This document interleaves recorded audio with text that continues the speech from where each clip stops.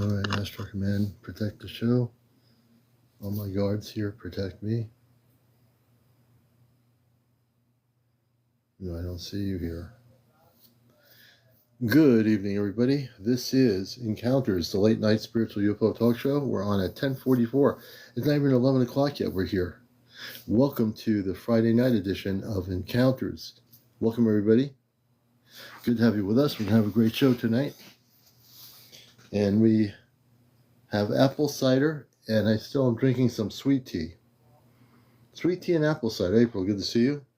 Sky, Heather, everyone coming in here. Welcome to a Friday night edition. Daryl, Travis, Cappy, Marta, all the people out there. Judy McLean, good to see you. David Brown, everybody, new and old, wherever you are, this is where you're supposed to be.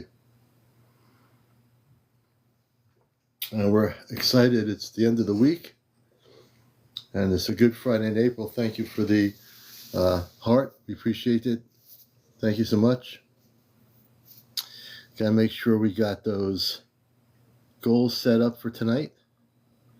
So we're pinning our favorite is the hat with the mustache. That seems to be my favorite thing. For some reason, out of all the gifts I can ask people to give me, I love the hat with the mustache.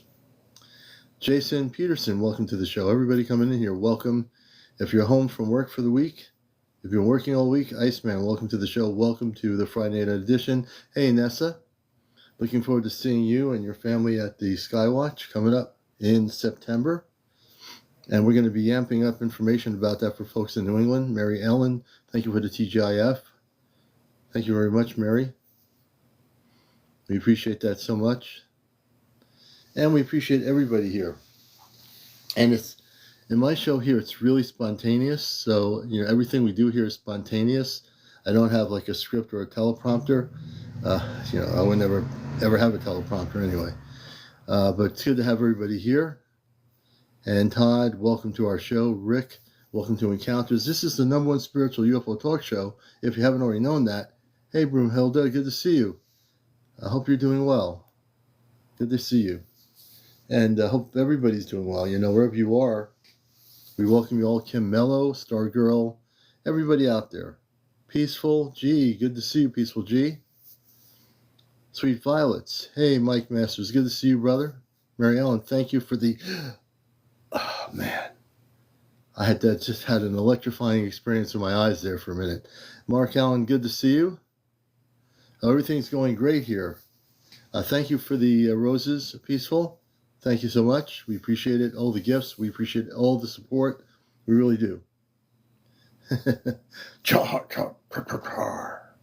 you go. Whenever I get the hat, there's a whole story behind the Tahar. Tahar is a real thing off planet. You never heard of the Tahar. Larry, good to see you. But it is something you'll learn about. And Saturday night is our special Ashtar Command contact night. So Ashtar Command Peaceful. Tahar Peaceful. On Saturday night is our Ashtar Command gathering on here on Encounters. It's an Ashtar Command question and answer night. We'll give you updates from the Ashtar Command. My friend April in Vermont and myself will be answering your questions. And that will be on Saturday evening. Stargirl, welcome to the show. And we're glad to have you all with us here. Everybody coming in, welcome.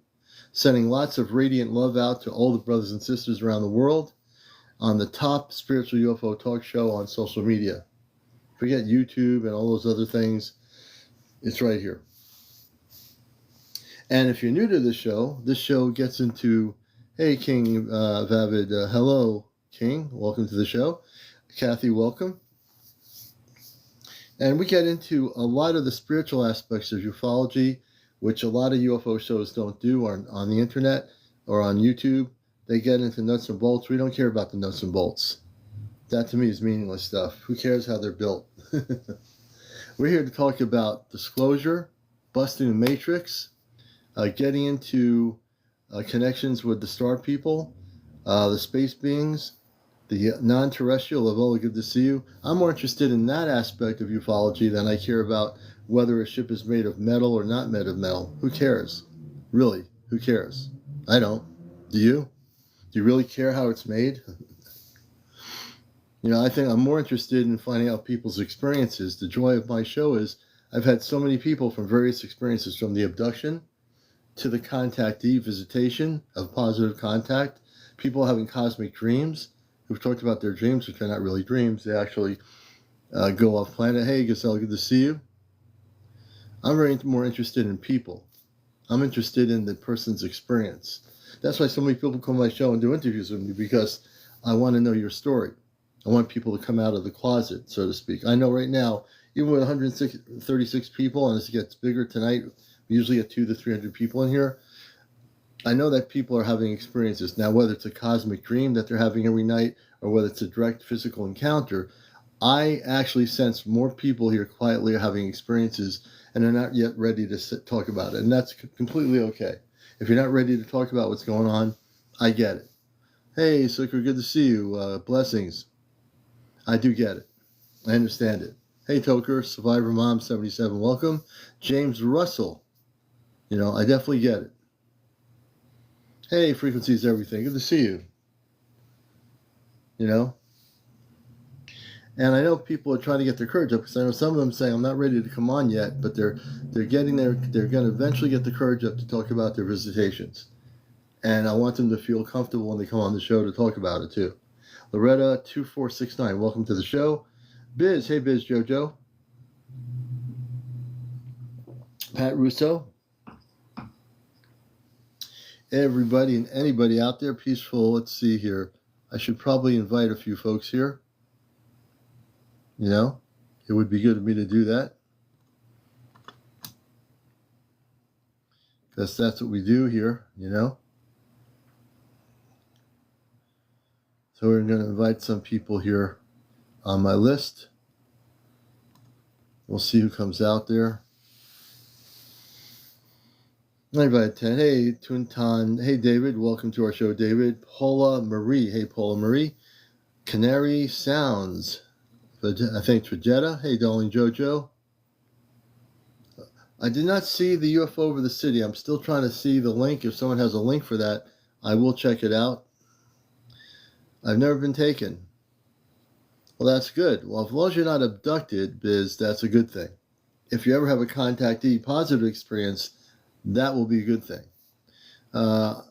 Operation Closed Curtains. Greetings from Zanesville, Ohio. Hey, darling Jojo, thank you for being here. Multiple cities. Yeah, I've seen these videos that are multicolored, square-looking craft or whatever, but those are actually drones. I've been chased since 3 years old. Wait a minute here. You've been chased by who? Can you tell me a little bit about that? Hey, Papa Smurf, good to see you, brother. Voice of One.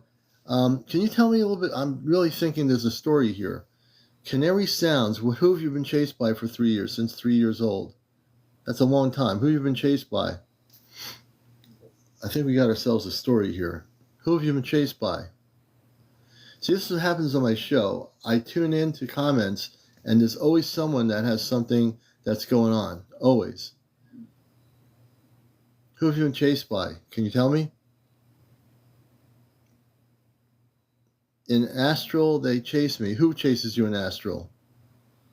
Canary, who's chasing you in astral? I'm going to have to interview these people, maybe even help her. Who's chasing you in astral? I'm going to read her comments. Hey, Ryan. Hey, Sparkplug. Extraterrestrials. Okay, I'm going to bring you up.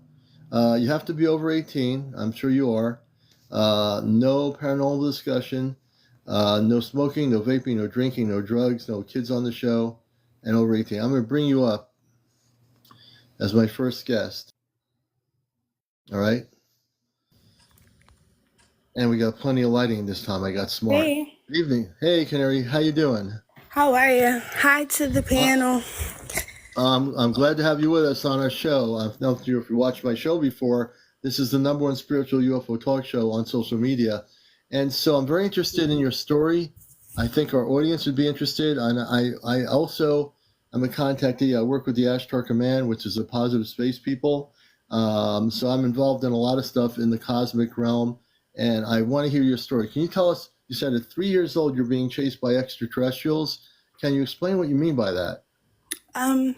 Since a child, since 3, I'll honestly say since 2, I have a vivid memory of encounters and dreams that I've had since a child. Astral projection, lucid dreaming. For starters, my parents never believed that I was having like these encounters, like where like I'm awake and I'm seeing things. I'd be running through my home and like literally like going through portals. Like I can't even put it into words. It's like something that like happens. a cosmic portal or like these galactic portals? It would appear on my wall or like a blank space on my wall or usually on my door because it has to be like a doorway, air quotes. And they would chase me. They would just be chasing me through different realms. I'd be running and I would hide in the most... I would hide in the best place possible, which would be like a book bag. Inside of a book bag, inside of a pocket, like your typical school book bag. They will always find me. They would be in black suits, white shirts, ties. Really? And every time they'd find me, they would be in a circle. It's always five. It's always 5 of them in this awkward circle. And I could never debunk the dream. And this is like weird for me because I never really talk about this because no one's going to believe you when you say certain things. And when they would find me, I black out. And every time I return back to my physical body, I'd be like floating back down into like my physical body. And like I'm watching my mom try to wake me up. Wake up, wake up, wake up. Come on, we gotta do this or do that. And they're literally returning me back to my physical body. Who's returning you back to your physical body? The extraterrestrial. Like that's the only way I can describe these people. Like their suits are human, like humanoid suits. I know that they're not human. They have stale faces. Their skin is not normal skin. Like I can see them right now as I talk about them, and it's like making me nervous because I don't talk about this. The older I get, and I'm 29 now. They contact me different ways. If I may, I'd love to send you a video that I have on my phone of a visitation that I had. I'm sitting in my car. It's 3. It just so happens to be 3 in the morning, 3:33 on the clock. And it's this bright flashing light just sitting over top of my car. It's no thunder. It's no lightning. The weather, the sky's clear. There's no sign of rain. And it's just this flashing light over top of my car. And once I acknowledged it, it went away. And that was a year ago. Now I just... A year ago? Yeah, now I just, have like weird... This is so weird for me to talk about. I have weird encounters where like there'll be like a group, like a shadow group. A shadow group? I can't... It's so hard for me to put it in words. It's like something that you just see mentally that you can't really say. I think that's why they target me when I'm dreaming since a child. How would you like that to be stopped? I'm asking you seriously because I know you probably don't know much about me. I'm not from this planet. I come from Mars originally, 10 to 15 million inhabitants. I come from off planet. I'm from the Ashtar Command. I'm here in physical form as a human, but I am operated in Christ conscious frequencies of light. And the one thing I do know is when I hear a story like this, I'm already getting images of who they are. How would you like it to be stopped? I'd love for it to be stopped, actually, and to express who I am and where I come from. My planet was destroyed, so I came here to Earth in search for my planet, in search for home. What was the name? Because you are a Starseed. What is the name of the planet you came from? Mataka. Mataka. That sounds beautiful. What was Mataka like? Do you remember? Full of love, no trouble. Mono soul people. Everyone got along. Not necessarily like a utopia, but we had a plan. Everything was fine. There was no Right. turmoil and struggle. But yeah, my planet was destroyed and I returned or came here to the 3-dimensional in search and, seeking my tribe, my family. I haven't met anyone outside of myself that, comes from my planet. Again, Well, you might find them in this room, in this TV show Encounters. We have people from all over the world, and there are people from many different who are Starseed yes, Stargirl, who are here. Mitaka. You'll find them. You'll find them here. You'll find them in my show. They'll know who you are. They'll know. They'll connect with you if you know. There'll be a connection happening, I'm sure. But I want to help you. And I'm sorry you went through all that and you're being attacked by these extraterrestrials that are following you. But we can put a stop to that in 2 seconds. Well, not in 2 seconds, but we can help you. Yes, please. Okay. Because I don't want my child to be targeted. I have a little boy. No. Oh, you do? Okay. Yeah. So we're going to start off early doing this. I mean, this is part of my mission work, folks. So I'm not your regular talk show host doing a UFO talk show about nuts and bolts, as I said earlier. I work in multidimensional vibrational frequencies, and I am also with the Astro Command here as a starseed as well in human form, and I want to help you. So I really, really want to help you. I want to stop those beings from doing what they're doing to you since you've been 3 years old, and we're going to do that right now. And I'm going to do it solely remotely from here. So my father a few weeks ago did something that downloaded something in me to do things remotely for people, and I do it very wisely, and I don't just do it for everybody. Based on your story, these beings that are pale-faced wearing these suits, we're going to stop it. So I want you to close your eyes for a minute. Okay. More than a minute. I want you to take a deep breath, and I want you to breathe in, and I want you to breathe out. And breathe out of your nostril, breathe in, breathe out of your nostril 3 times till you're relaxed.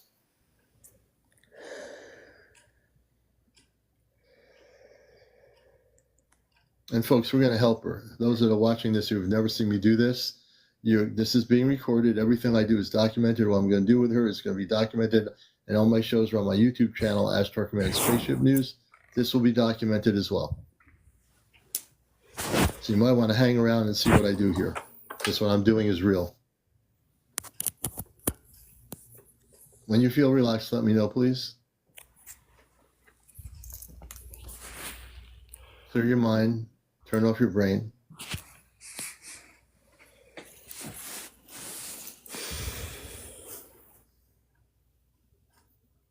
When you're ready, let me know.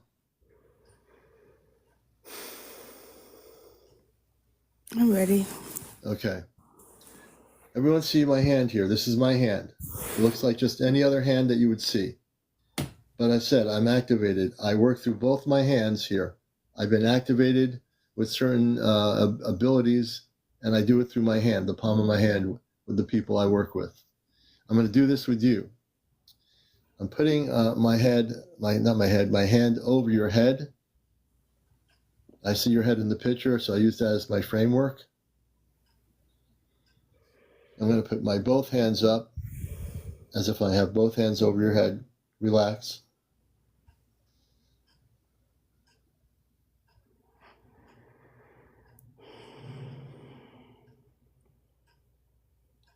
I'm going to clear anything and everything they've done to track you out of your physical body, and also in the etheric level.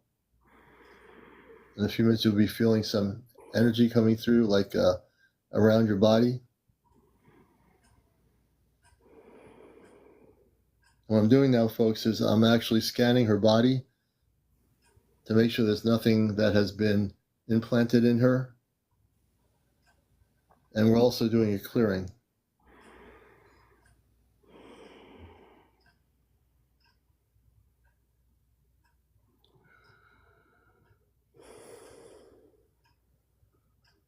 Be still.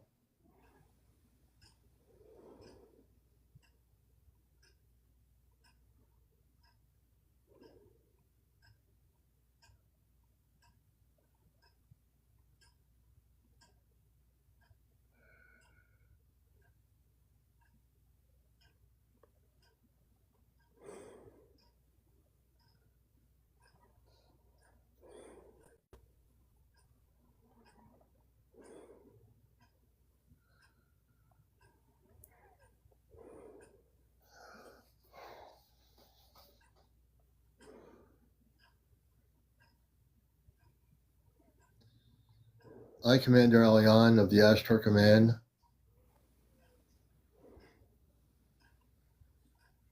I'm sending energy to clear your physical body and your etheric body. I also put a protection around your home. I'm going to do this physically with my hands. I'm putting an invisible protection, a bubble, and on your body, I'm clearing your consciousness, and I'm going to block them from following you. I'm readjusting your frequency alignments so that if you go off planet, you're going to go away from them. You're going to go to a very high vibrational pattern where they can't reach you. You're going to go into a Christed conscious pattern. At that pattern, they can't reach you. These beings are lower vibrational entities, or ETs, so to speak. They will not be able to touch you anymore. And even when you're at home on Earth, they will not be able to touch you anymore. Matter of fact, they're afraid of me. They're very afraid of me. They don't like space people that have Christed energies. They don't like the energy. So they run away from it, and they should.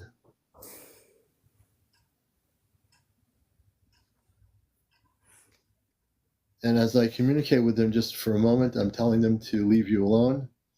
I can feel The commander will go after them. I will myself, when I'm off planet, go after them. I will catch them if I need to, but they will go away. They're listening. They're going to leave you alone. You're to leave her alone. I know you can hear me. They're listening. You're to leave her alone. I represent the Ashtar Command. I'm a commander from off planet, from the highest forms of light. And you don't want to mess with me, and you don't want to mess with her anymore. You're not to chase her. You're to go back to where you came from. You're to leave her alone now, because now I'm aware of you. And I will be monitoring and checking up on her. And if you do touch her or come near her, I will go after you. Do you understand? I know you understand, because I have no fear. And where I come from in the command, I've been through many planetary systems. You're to leave her alone now. And I know you can hear me, because you can be communicating with her and chasing her since she was 3 years old. You're not chasing her anymore. That will stop now. That will stop now. Do you understand?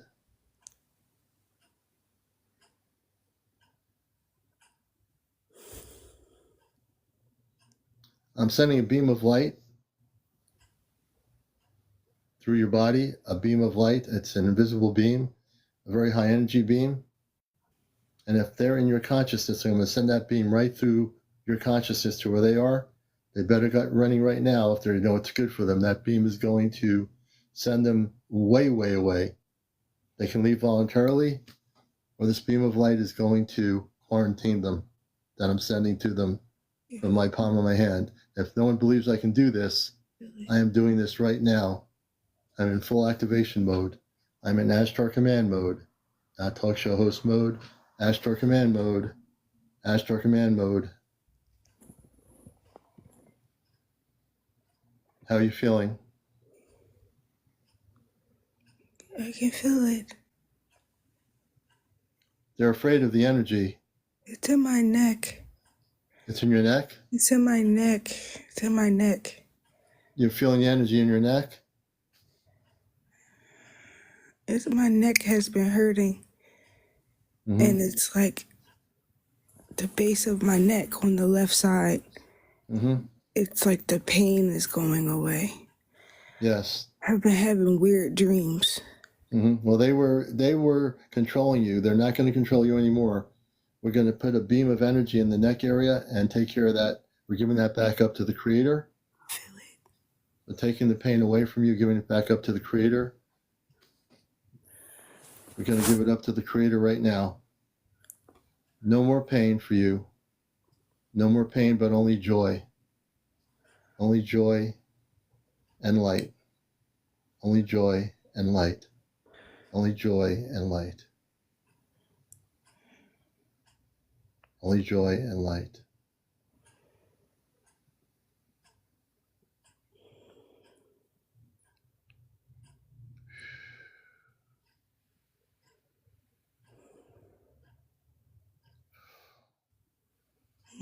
And for those viewing what I'm doing is very real, and I'm fully activated to help her.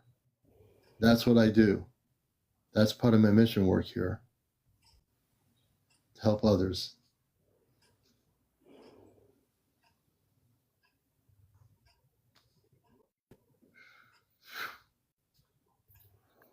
Whoa.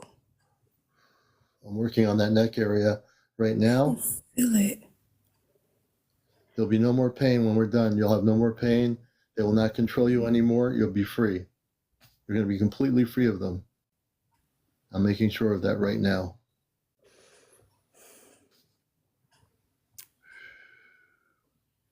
Yeah, I have a lot of heat energy coming through my palms because I'm fully activated and my energy levels are being helped to help you right now. The palm of my hands are like heating up really, really strongly. And because remotely we're sending energy to your neck area and we're clearing out all the stuff they did.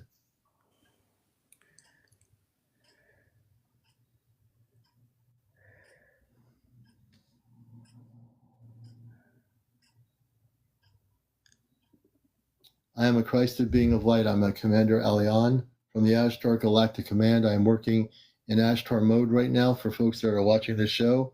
I'm not working as a talk show host at the moment. I am now activated and doing what I need to do at the moment. Do you understand?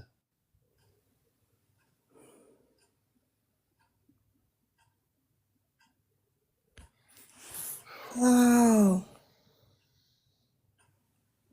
We're going to take the rest of it out right now. 1, 2, 3.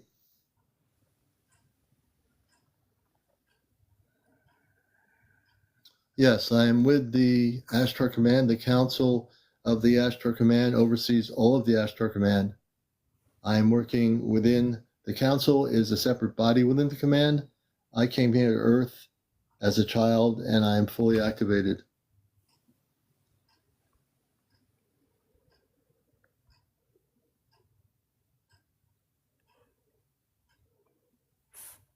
How do you feel? My body's pulsing.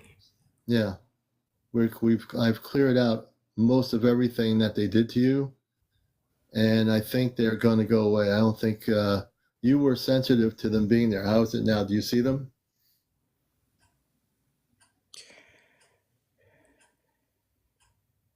They should be leaving if they know it's good for them. It's always the one that lingers. There's one that's lingering. We'll get rid of them right now. There's one lingering. The one that's lingering, we're going to have you leave too. The lingering one, you must go. You must leave her alone now. We're going to send you away too. Back where you came from, never to come into her frequency again. You must leave. This is not a request. This is an order. You must leave her alone. Now. Leave her alone. Go away. Leave her alone. Now.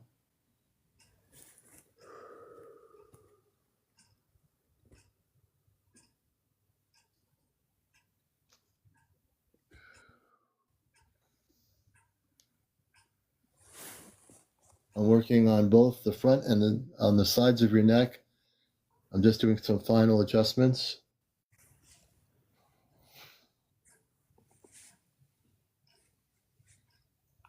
Okay. It should subside. I put light energy into your body. Your body will amp up over the night. You're going to be going to a vibrational pattern way higher than where you are now, and they're going to be gone.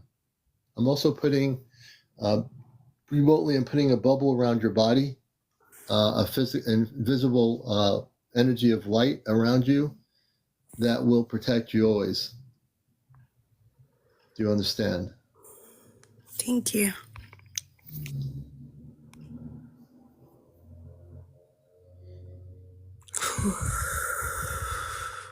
You can open your eyes now. I've completed my job. You're good now. Thank you so much. Wow. You'll be able to rest easy. When you go to sleep tonight, your dreams will be good dreams. You'll be connecting with the Christhood levels instead of the level you were where they were chasing you. Their ships will never bother you again. Thank you. Thank you, You're a thank you, blessing. thank you. You're a blessing. That's my gift to you. Wow. Thank you so much. I can tell you're feeling much better, are you not? Wow. I'm not going to cry. I'm going to cry off camera. You can cry on camera. It's okay to cry. It's okay to cry. Let it go. Let it go. Let it out. Let it go. Don't be afraid. You're empowered. You're a beautiful soul. You're empowered. Do you understand? I receive it. Good.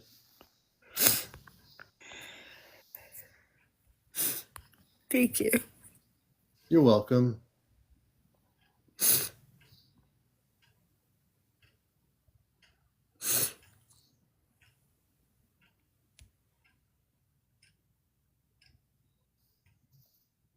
You're loved, you know. You're loved more than you know. You're loved.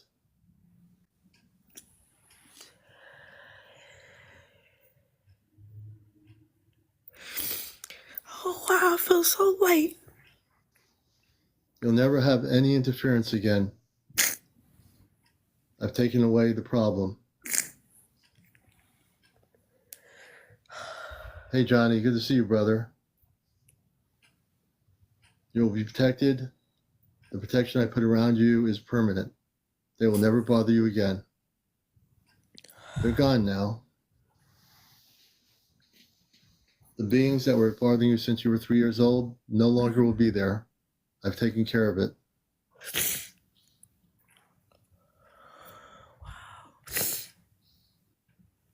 I'm glad you're here. And you'll find a lot of friends here too. A lot of people here love you. They're watching. They understand.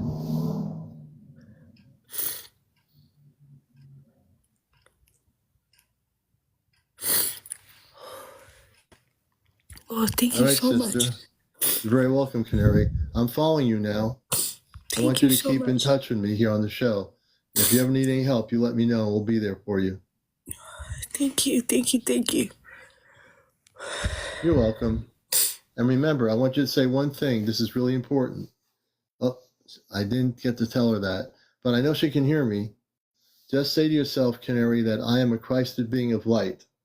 Even though you're not on here, just say, Canary, I am a Christed being of light. As I'm repeating it, you can say it off camera. I am a Christed being of light, and I no longer will be attacked by negative ETs ever again. They're gone.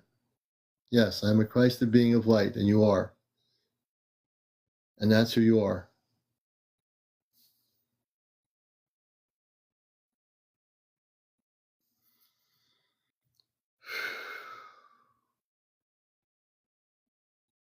All right.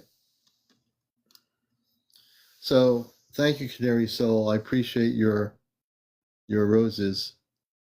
I appreciate all of everyone on the planet Earth.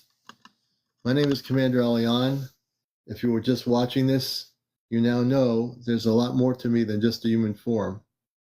Understand, I am here to be having the Earth experience like every other human being, but I'm fully activated by my family off planet. They've given me abilities to do certain things now that I couldn't do before, months ago. And everything I do is as you see it, real. Hey, Gary, good to see you. You're watching Encounters, a show that's out of this world, and in a sense, it is a show that's out of this world. You have to be over 18 to come on the show.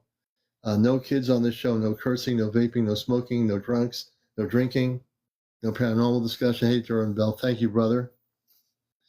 And if you wish to be a guest on the show and share your story, if it's been a beautiful story of visitation by space people or situations like Canary had, I'm willing to hear it. If you are a crop circle researcher, if you're into disclosure and have information, happy to hear the stories. Everybody's welcome here. on encounters. That's why we're the #1 spiritual talk show, because of the things I did just now that no other talk show does. No other UFO talk show will ever do that. They're just more interested in nuts and bolts. I'm interested in all of you, each of you, every one of you. Do you understand?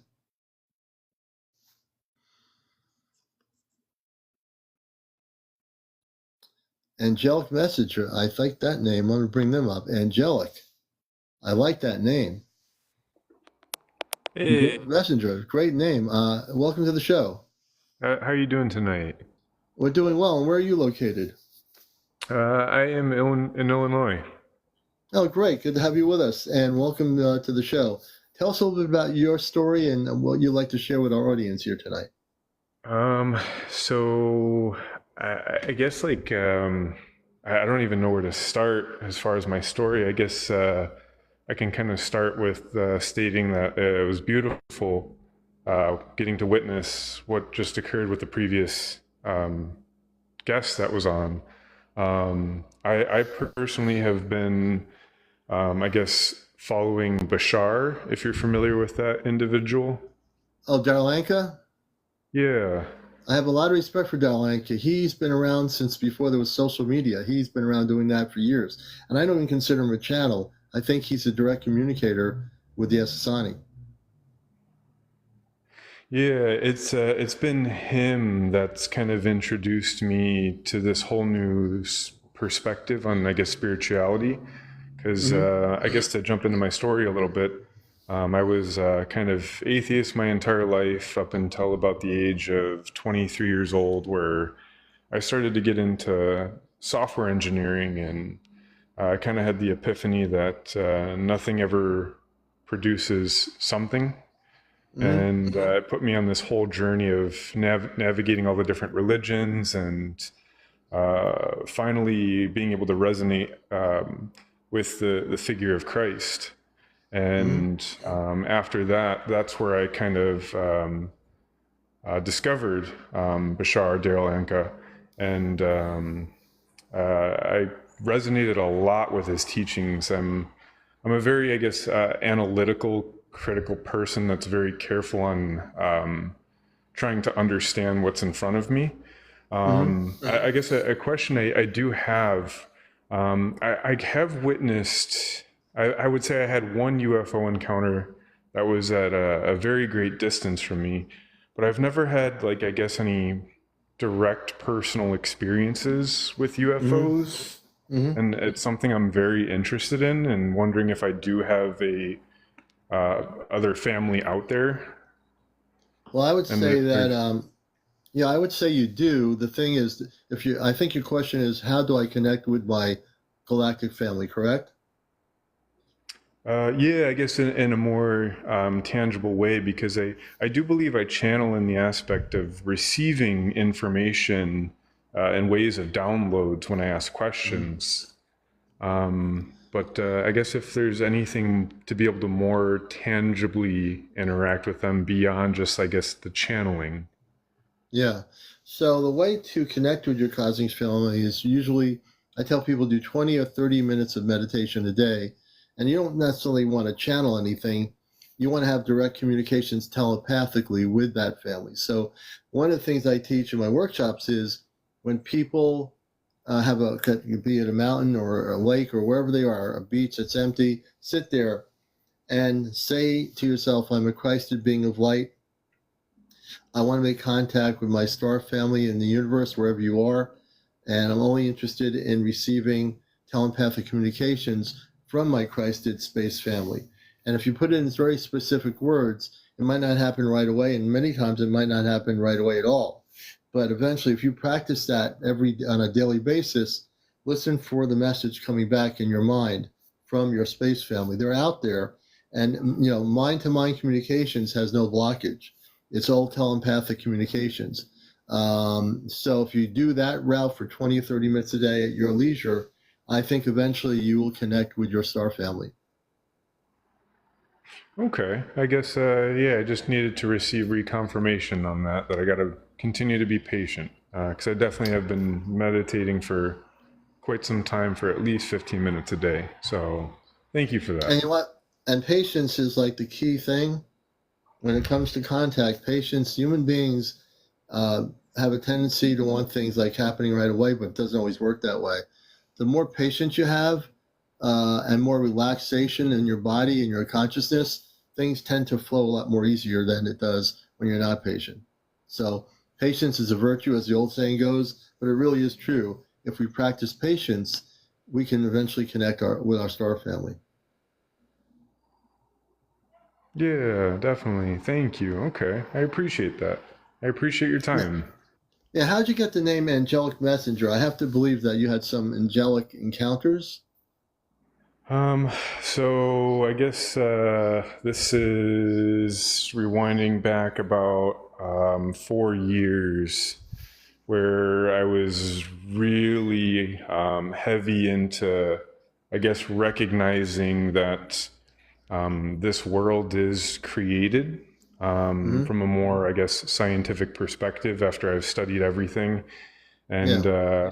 I was very deep into studying the figure of Christ and following him uh, consciously every second of every day. Hmm. And there was one particular night where I remember it as a memory at this point, but at the time it was the experience was so real and vivid. I just remember I was essentially, I guess, taken out of my body. Hmm. I just knew it was like 3 or 4 in the morning, roughly speaking, and I have this overwhelming feeling of floating. And I was conscious of the fact that my body was sleeping, but I was as awake as I am in this particular moment right now with you. Right. And I just kind of called out with the question, like, Jesus, like, is that you? And immediately I felt as if I was lifted even higher, and the Wow. overwhelming feeling of love. And I mean, I can't explain it. It was a feeling I've Hmm. never experienced before. Wow. But this energy of love just flowed through me, and I kept questioning out Jesus. And every time I stated that, it intensified more and more. Wow. And That's amazing. the message that just kept getting repeated to me telepathically, because everything was essentially dark, I couldn't see anything. And Hmm. I didn't hear anything audibly. It was all telepathic, but the message just kept repeating over and over was, stay on the narrow path, stay on the narrow path. And Interesting. it just, yeah, the feeling was unlike anything else. And I remember waking up in the morning and sitting on the side of my bed and just asking myself over and over, like, did that really happen? Like, was that real? And Hmm. I remember at the time, the girl that I was dating was early in the relationship, and I would say not that early, but it was about 6 months in the relationship. Yeah. And it was the first time she ever messaged me in the morning. And I woke up to that text message, how did you sleep last night? And that was the first time she ever messaged me.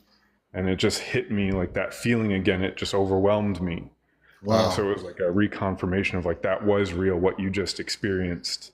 And I don't Wow. know, I know there was another being there. I don't know who or what they were, though, to this day. So, do you think the other being was like a space being, like from outer space? At the time, the thought was like maybe another son of God or an angel, but that Hmm. was a thought at the time, but I didn't really know.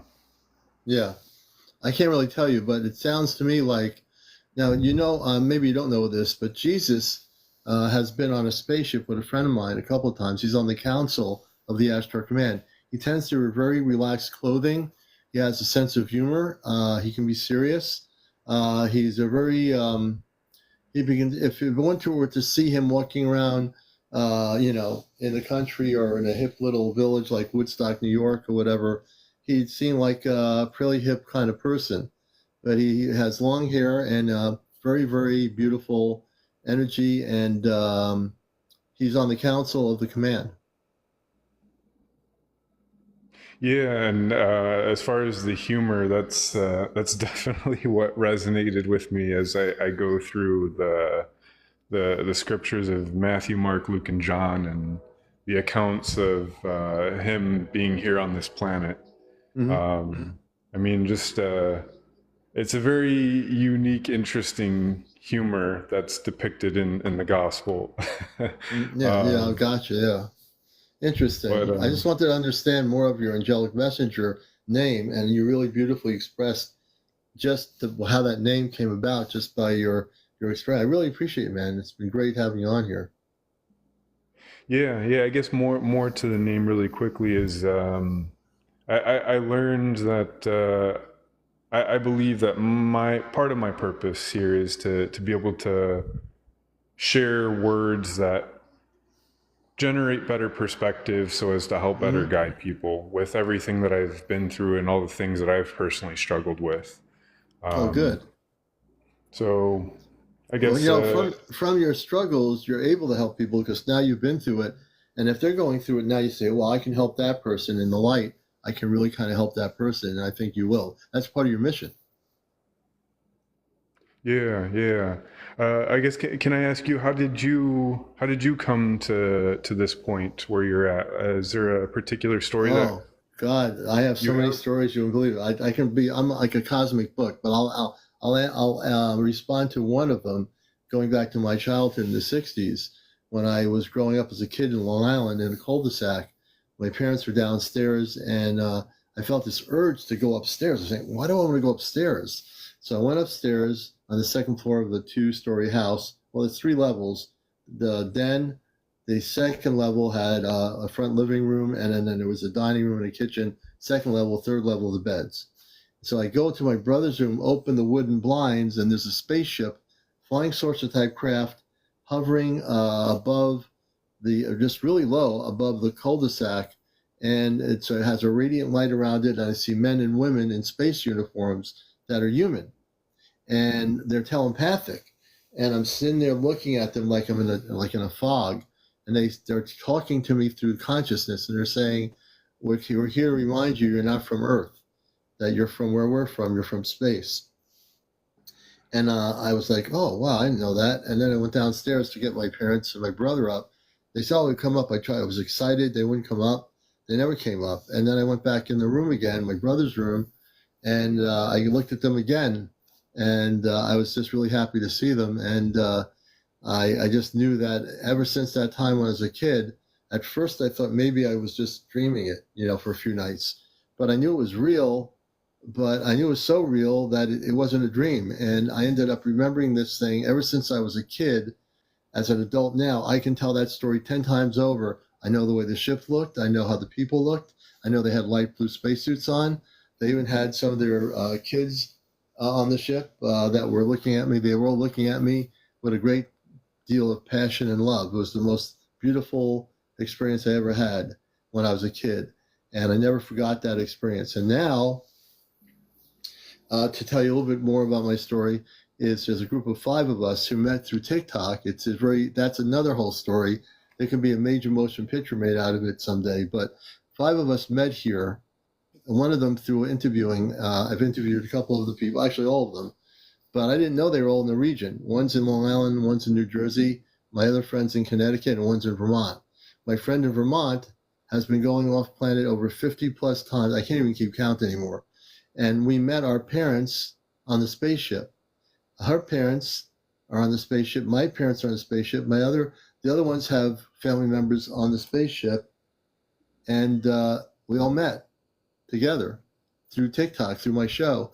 And that's a whole nother story. And there's going to be some major stuff going on. So I just want to give you a brief background of me. And my cat here, Missy. Hey, Missy, how you doing there? Good girl. And so, it's just one of those amazing stories. I have a lot to talk about. I have so many chapters in my book, it would take all night to talk about, but I wanted to give you kind of a brief understanding of what's happening in my Wow. life. Yeah, it's Yeah, pretty in-depth. I definitely believe we're all gonna have our own unique movies Oh, after yeah, I this to think so. watch. Oh, yeah. There'll be many movies, many real movies coming out after Contact happens. There's going to be a lot of movies. Yeah, I'm definitely looking forward to that. Well, you know what? You've been a blessing, man. I really enjoyed having you come over on the show here as I'm petting my cat and she's sitting next to me. And I want to thank you for being here. Yeah, thank you for your time and thank you for letting me up. And hopefully we get to connect again in the future. Yep. And yeah, let me know how things go with your contact and your practicing to reach your star family. Very interested to keep in touch. Yeah, definitely. As soon as I make that contact, you'll be one of the first to know. I'm pretty sure. Now I'm following you. So I'm now putting a follow on you, Angelic. And you're also a friend of the show. So we appreciate you very much. We'll bring Angelic down. And we want to thank Angelic. I figured out why my lighting was going down. I put another lamp behind me here. You can't see it. I figured out that I didn't have enough light and it was affecting the camera. Thank you, Angelic. My cat's laying here being a good girl, so that's all right. You're watching Encounters, the late night spiritual UFO talk show. I'm CmdrAleon, your host. It's about 11:35 in the evening. Welcome. And I'm also host of WESU's excuse me, Cosmic Eye Radio on Sunday mornings at 11:30 a.m. NPR Pacific Radio. River Blues, welcome. Golden Bear, good to have you with us. A half pint, everybody out there, wherever you are, please share and like. We want to get up to 100,000 likes. Johnny, good to see you back in here. Everybody coming in here. So here's how I like to do it. I want people to really know that September 14th, no, you didn't miss too much here, Wild Blue. It's not too much. Deborah, thank you for the roses. We're going to have a major event in September in Connecticut. We're having the Ashtar Command Contact Group gathering. We're going to be on the beach in Madison, Connecticut. And if you are in the region and you wish to join us, September the 14th at 8:30, we're going to start at Madison, Connecticut at the Surf Club. You need to contact me on email. I have a posting of the video on my YouTube, on my channel here on TikTok. So we're going to be doing an Ashtar Command gathering. I'm going to broadcast it live on the beach on the Long Island Sound on the Connecticut side in Madison. It's a beautiful beach, and we're going to be getting our group together for a major gathering of contact. And people should contact me. You don't have to bring any chairs. There's benches and stuff to sit right near the water, and we'll be setting up our equipment and everything to do the sounds and the tones and our meditation for contact with our space brothers and sisters. Oh, my cat's going the other way. Okay. So please get in touch with me if you're in New England or in the region and want to join us September 14th in Connecticut for the C5 Ashtar Command Contact Program. We'll be gathering and we'll be doing a Christed prayer. We'll be using Dr. Stephen Greer's application, and we're going to be gathering and getting together. And we're very excited. Let's just hope the weather's as good as our excitement.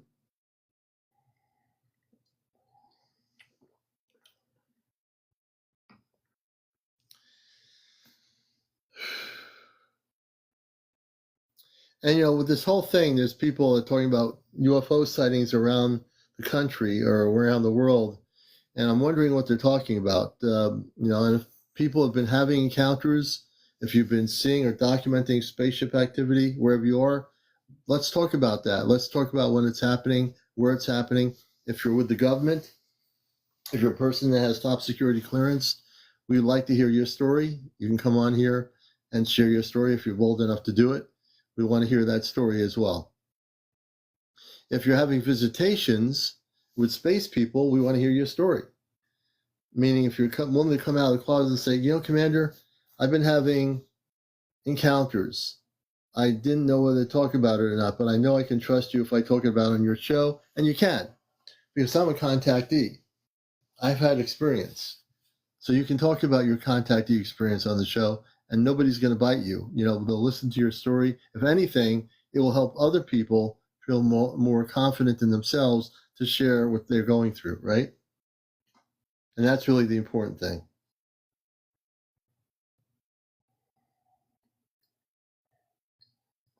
Going off the grid says, my dad told me he had one a long time ago. He had a UFO sighting, or he had an abduction or an encounter. Twice. Interesting. Let's bring you up here going off the grid. You can tell us about your dad's story. Going off the grid, if you change your setting to public, we can bring you on the show. Going off the grid. When I was a small kid, I got stripped by light from the sky. A lot of my speech, I lost my speech for 3 years. Nick, so when you say when you were a kid you got struck by light, I think you mean you got struck by light. Is that what you're saying? You got struck by light from the sky and you lost your speech for 3 years.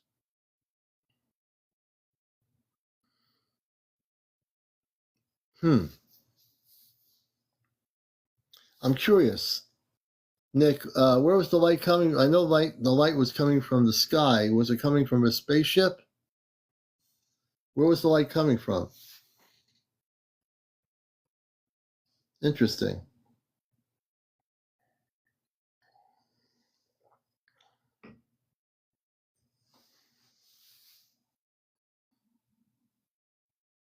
By the way, hey family, hey Miss Mish, good to see you. Hey Carmel, good to see you. Hey Papa Smurf, welcome back. My cat's going meow. I might have to give her some treats. I might have to step away and give her some treats. Thank you, Johnny and River. Hey, Cheryl. Lace, thank you for the follow. And the Papa Smurf is in the house.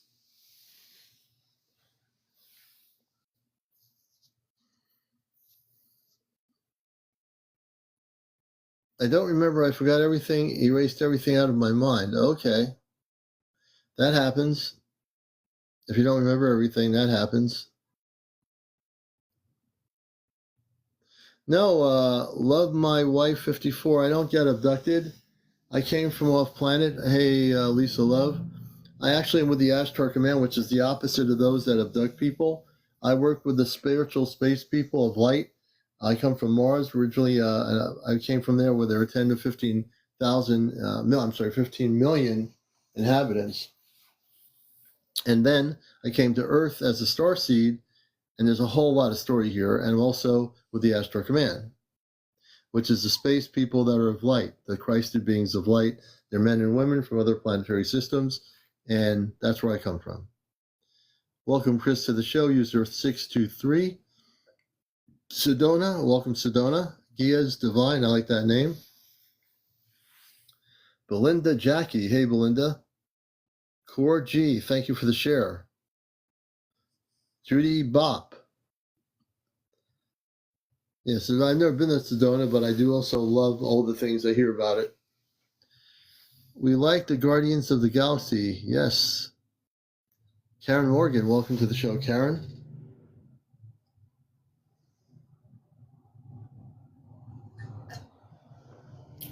And as we look forward to the next year and a half on planet Earth, ending 2024, coming into a few months to 2025, we're going to be in for some exciting times next year.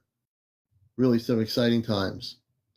And I know many of you who are tuned in can feel the energy shifting. Like every day it's shifting, right? And next year, if you think this year was kind of wild, next year is going to make this year seem tame compared to next year, right? This year's going to continue like seem to be tame. My mind's going like a mile a minute here. Next year is going to be amped up 10 times higher. Yeah, we're definitely in exciting times. You know, without a question.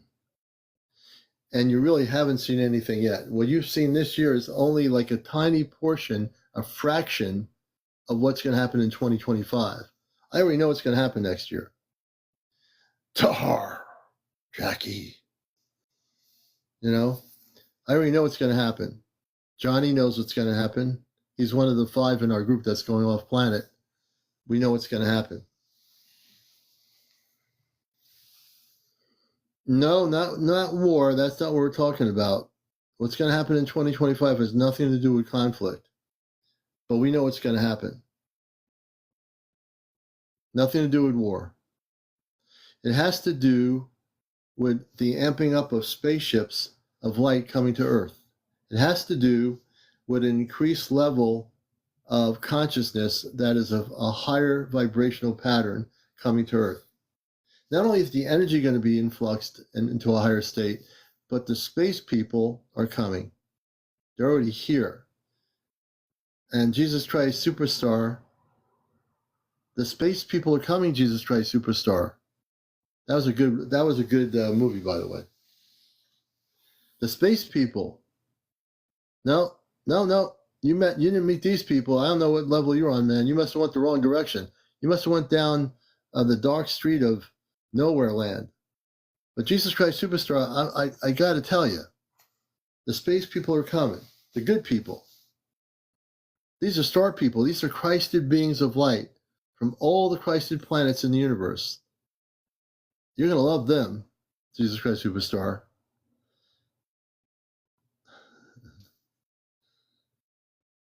No, I don't know where you're going with the hell there, man. If you're into Jesus Christ, man, you got to be into the light and the love and the frequency of the Christed light. None of this hell thing, none of this religious garbage, you know? I love people like this. You know, I can have a little bit of fun here. Guardian angels. Guardian angels, too. Guardian angels work with the Ashtar Command. Did you know that, Jesus? The guardian angels? You know that the angels have planetary worlds, Guardian? They have their own planets. They live when they have their own families, angels. You didn't know that. They don't teach you that in church. The commander knows this. Maybe you do know it. So Jesus Christ Superstar, you're welcome here, brother. Because I work in Christ consciousness. I am from the Astral Command. The Astral Command, I just wanted to give Jesus Christ Superstar a little bit of background, are beautiful men and women that have families. They live on planets where there's no pollution, there's no war. They're vegetarians. They care about their planet, unlike Earth, where we just destroy everything. Very different. Very different. It's a beautiful thing. And we love you too there, man. Jesus Christ Superstar. I'm glad you found our show. Take care. Enjoy your journey there, Superstar. See?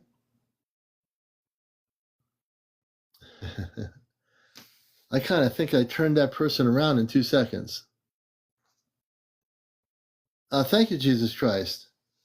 Well, you know, I don't like to say I'm right, but I am right because where I come from, my space family are all beautiful people of light and love and harmony. You know? How do we raise our frequency? Meditation. People need to get into meditation, Christed meditation, listen to higher frequencies of music. Even Christed vibrational ambient music will help you. And if you do it every 30 minutes, or if you do it for 30 minutes a day, you'll be good. See, when we have dialogue, take care, Jesus Christ. See, by me having dialogue with Jesus Christ, we come to an understanding, which is kind of cool. You see, I want to reach people, you know. If I can reach people and we get to understand each other, it's a beautiful, liberating feeling. You know, we just busted the matrix.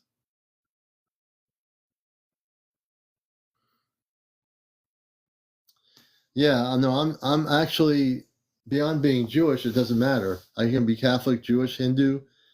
I'm a human being I'm an ET or a space being having a human experience. I don't care about my Judaism or Christianity or any of that stuff. That's just a name. In truth, we're all just human beings here having a human experience from other planets. So when we tear away the Judaism, the Christianity, the Catholic, the Lutheran, those are just clouded names that we put on ourselves from being on the 3D world.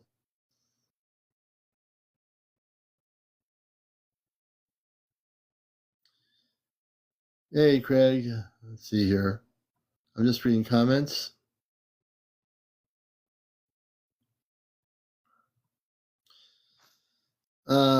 So Ezekiel is basically in the Ezekiel in the Bible. What that was an encoded thing. Ezekiel was a spaceship. You see, that's one of the few things they left in the Bible. I don't read any of the Bible. I throw all that stuff out the window. But there are certain things like the Ezekiel was a spaceship. Kabashi, we're doing well.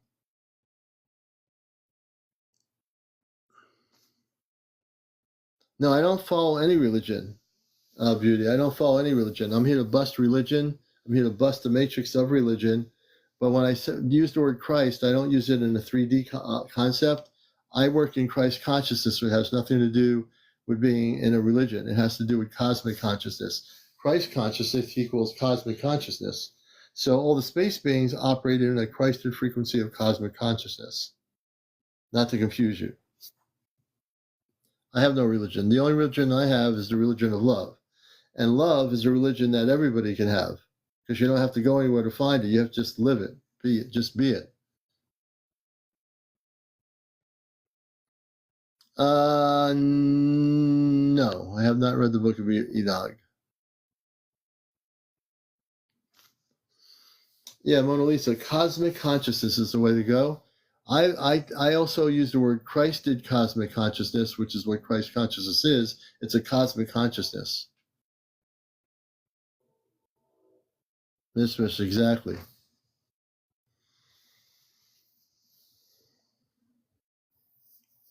And if we live in that cosmic consciousness, then we'll be in a state of bliss. We'll be on an operating wave frequency as our space brothers and sisters. So we have to get ourselves uplifted every day. We have to work to uplift our frequencies. And that's when contact happens, we'll be operating in the same consciousness as our space brothers and sisters.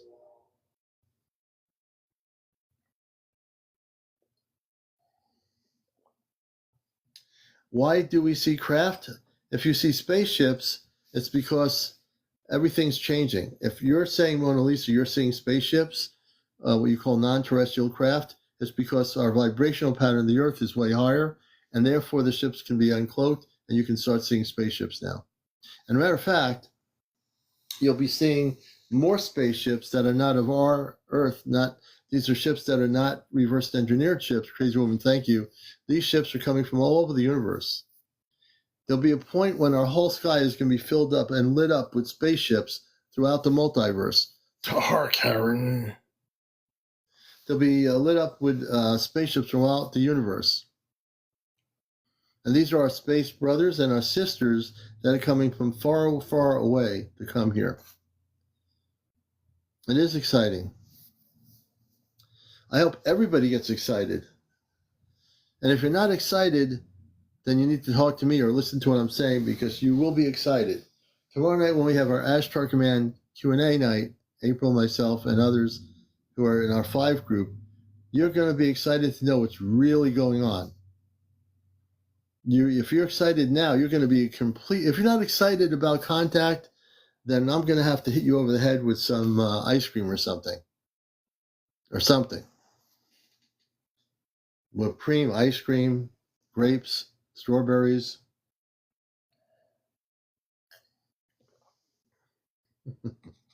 You know what I mean.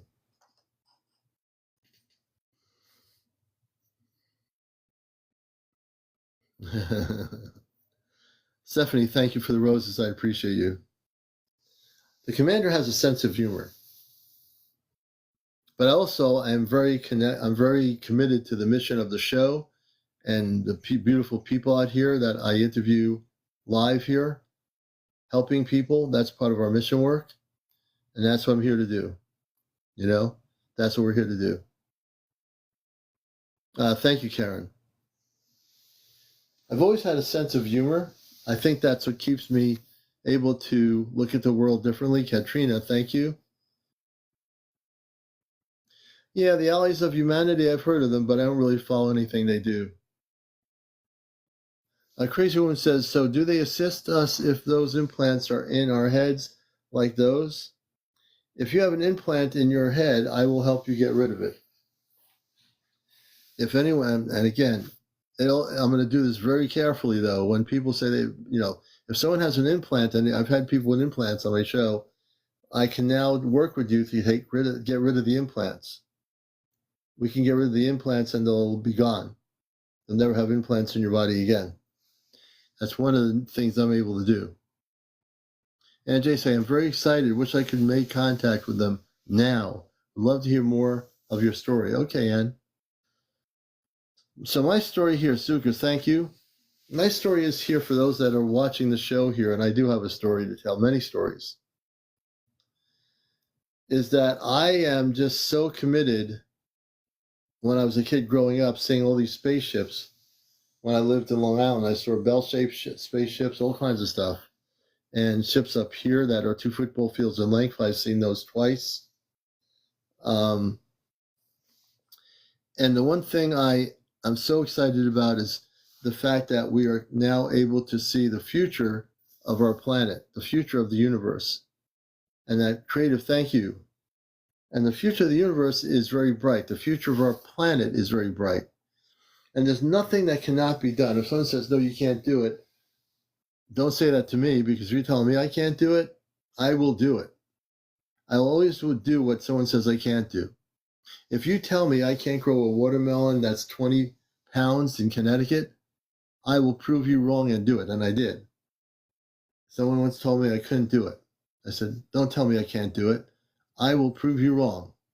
And since that point, I can grow 20 to 30 pound watermelons in a place where someone told me I couldn't do it.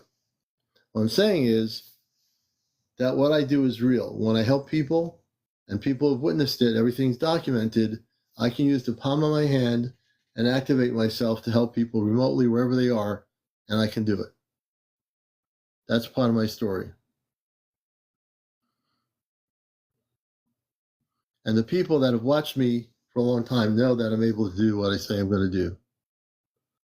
I don't know if they have credibility, the Allies of Humanity. I have to study their intro. I think they're in a whole different direction than I would be going in. They created their own group or website, the Allies. I work directly with the Astro Command from off planet. Thomas says they got you. So Thomas says they got you. I'm not sure what they're talking about. Do you accept it? So Thomas, can you clearly define what you're saying? Hey, Barbara, good to see you. Good evening.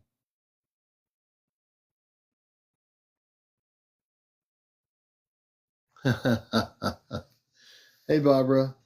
I hope the beach is good down there. Good to see you.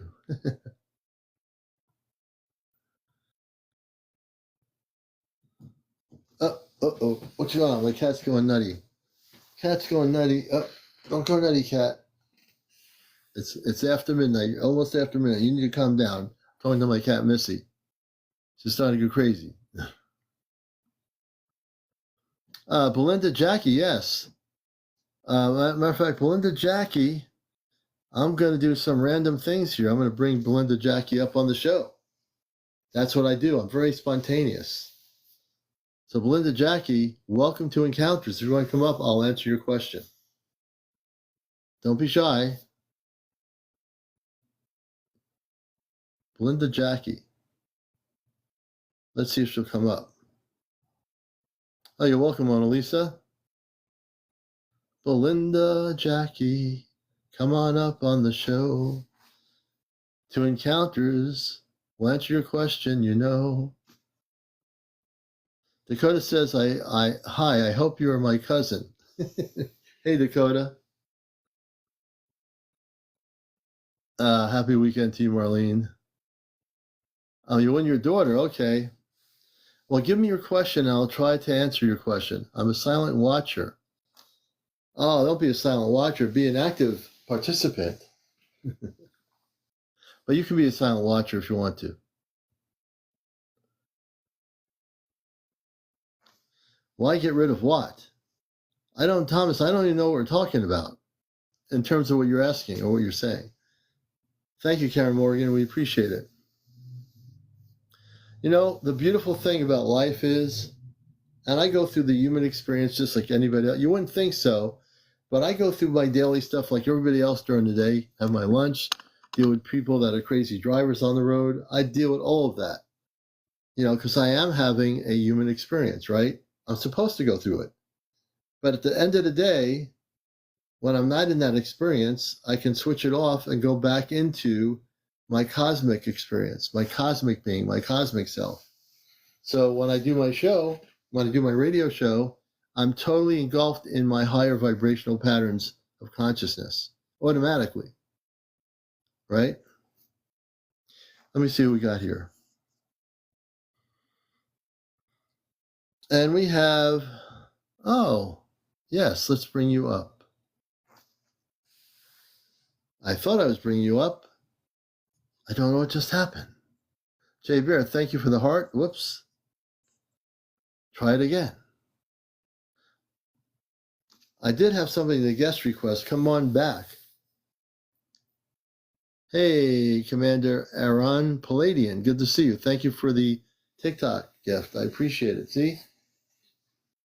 Our Starseeds and the Pallades are here. I've never heard of the Mooney people. I can't say, Eugenie, I've heard of the Mooney people.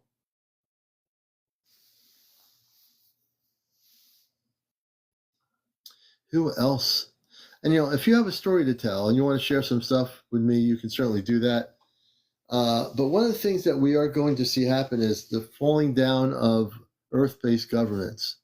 Let's talk about that. My name is Moons. Hey, Moons, good to see you. Welcome to the show. Arcturian, very nice.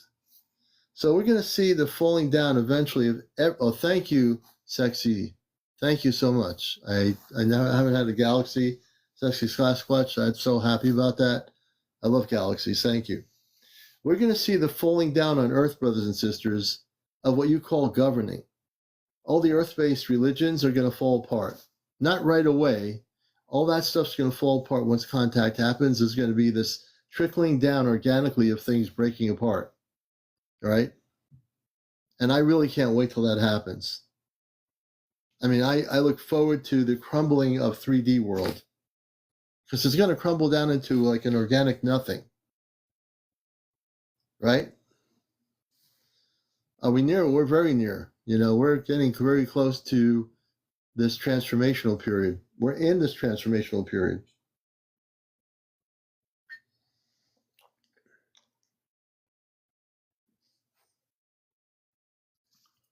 Not only are we in this transformational period, hey, Miracle Magic, good to see you. Sonia, thank you for the heart.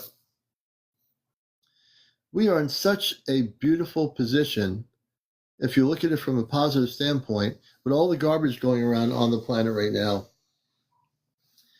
Once we transform our planet and we have contact, there's not going to be any more corruption. There's not going to be more governance. There's not going to be no more politics or politicians. There's going to be no more religions. And there's going to be no more things controlling the population. Oh, thank you. Wow. Let me take my... I can see a lot better with that fiery thing that happened to my eyes just now. Thank you. I needed that. Sexy, thank you for that. Oh my gosh, thank you. You're lighting my whole house up here. I appreciate it. Thank you. We definitely love everybody. We love you. Lupita, good to see you. Sexy, thank you for the roses. We appreciate that as well. And please tap on the screen. We're at 59.5. Before 1 a.m., I want to get to 100,000 likes. We can do it if everybody taps, and not just a few people. We can do this. We can do this together. All of us. What's going to be really beautiful is when the Pentagon and all these agencies fall apart. CIA, Pentagon, Ministry of Defense, Naval Intelligence, the Space Command in Colorado, all these things are going to fall apart. And they should fall apart. There'll be no more Area 51s, S4s, S2s. There'll be no Wright-Patterson Air Force Base, all these other things. The Space Force is going to be dealt with. And High Star is right. The truth will set you free. And Kabashi, it's right. It's going to be very interesting. And it will fall. It has to. I'm so excited. People that love Earth-based religions and politics, they're not going to be happy with everything falling apart. They're not going to know what to do. I think they're going to have a nervous breakdown. When contact happens, I think some human beings are going to have a nervous breakdown. The people in power that have no more power, money does not eventually exist anymore, and everything is free. The energy is free. Healings are free. We are free. You are free. I am free. all of us are free together, right? It's going to be a beautiful thing. And it is.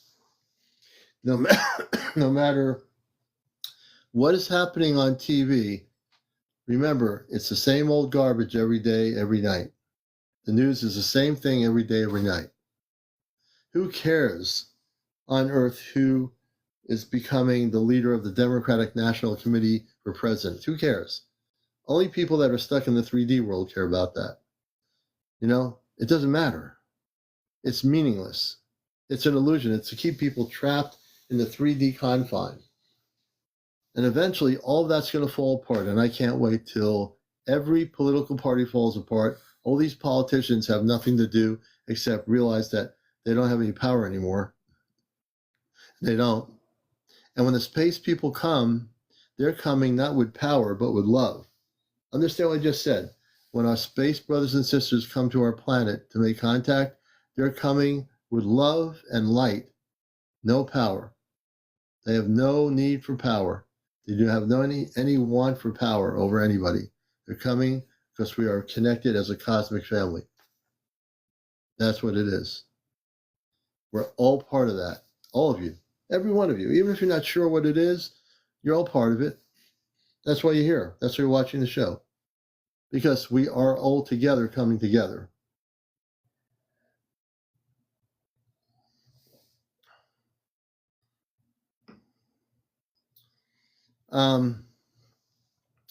NJ, we're going to bring you up, I think. NJ only has... Oh, too bad, NJ. NJ says, my friend saw a multicolored rod way up in the sky last week. It was amazing to see the pictures. Interesting. The Veil says, I wish they would hurry up. It's going to happen. We just have to be patient. Hey, Peggy. I care about them as people, but not politicians, because everyone needs their own single voice these days. Hey, Becca. I am excited, says Barbara. Groundhog Day. No joke, says Thomas. They move slowly. Why do we feel we need to save people? Well, I don't know if we need to save people, but if people, there's no one that needs to be saved. I don't know who's needing to save anybody, but if somebody comes to be helped and they want to be helped, they should be allowed to have help. If they choose to freely ask for the help, not to be saved, but to be helped or something or assisted, you know, if someone's on the street and they have nothing to eat and they're sitting there in New York with, a cardboard box or something, I'll be the first one to get them some food to eat. They don't have to be saved like that person on the street, but giving them some food shows that you care for the other person. Yeah, the closed-minded, not willing to open, yes.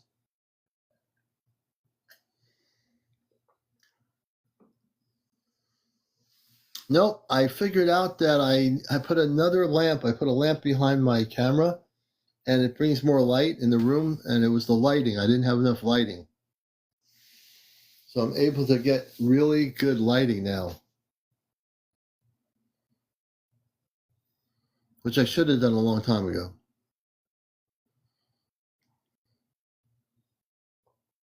So I have to imagine there's 302 wonderful souls here from all over the world, I'm sure, including in the United States.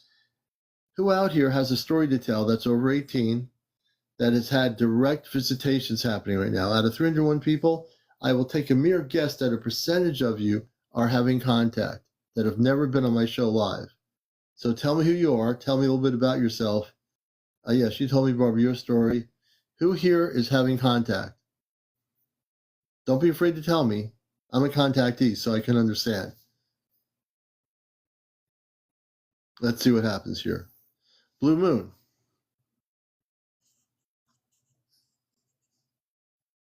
Blue Moon's having contact.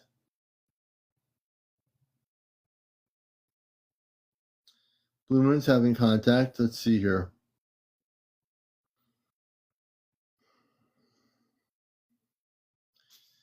And I think we're going to, can you share your contact experiences? Barbara, we see you. I can see you. I'm not sure who's ignoring you, but I see you.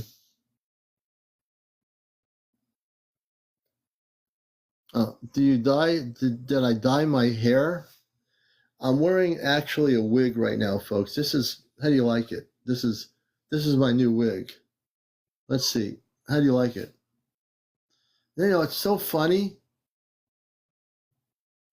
Oh, they won't, Barbara. They'll contact you eventually. You'll get there.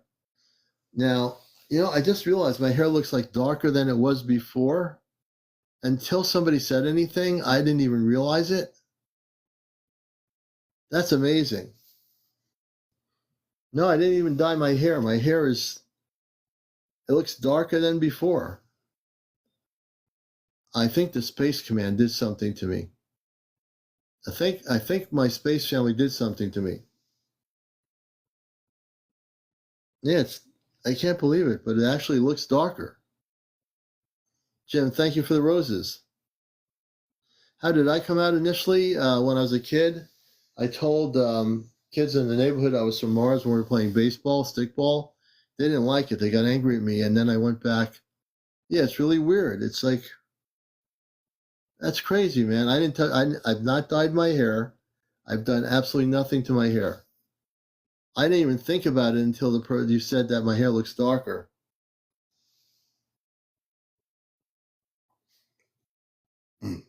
Ah, coffee, that's good. Thank you for that virtual coffee. I needed some virtual drinks, and coffee's a good thing at this time of night, let me tell you. I'm 25 again. Hey, let me how do I look? I can't believe I'm doing this. You like it? Anyway, enough of me. I'm having a little bit of fun here. I can't get too carried away. Thank you. I have another light here.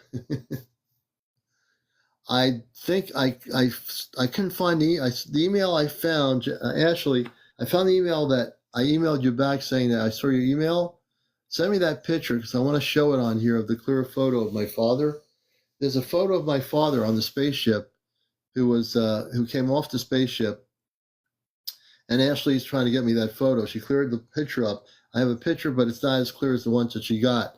And you'll get to see a picture of my space father who's on the Astar Command ship. His name is Robar. My mother's name is Luna. My sister's name is Chur. I have another sister and a brother, and they're off planet right now. Matter of fact, the Astar Command is watching my show right now on a spaceship. So if you find it kind of, how's that work? Or, Commander, what do you mean? They're on a spaceship. They have a monitoring control center on the ship. They watch my show from the ship. So right now, they're watching the show on the spaceship. They're watching my show.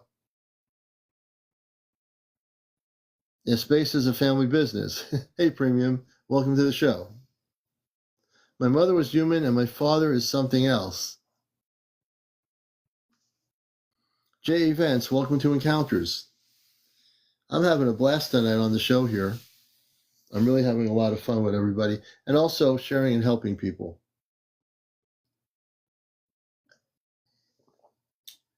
And the weirdest thing is, it must have happened sometime before I got on the show. My hair changed color. I didn't even touch it.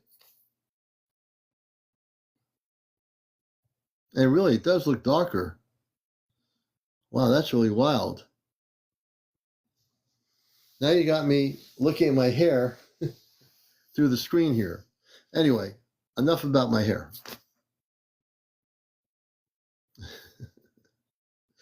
Thank you, Vicky. And let me tell you, when you're an Astar Commander, you will get younger. I can do an Astar Command commercial. When you wake up into your higher consciousness, you can look like me. You have to give up your 3D belief systems in order to get younger. So from now on, work in Astar Command consciousness and call 1-800-ASTAR for more information. Just kidding. How'd you like that?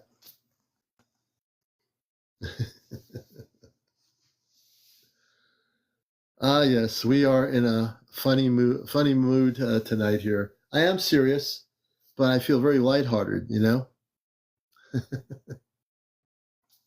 Thank you.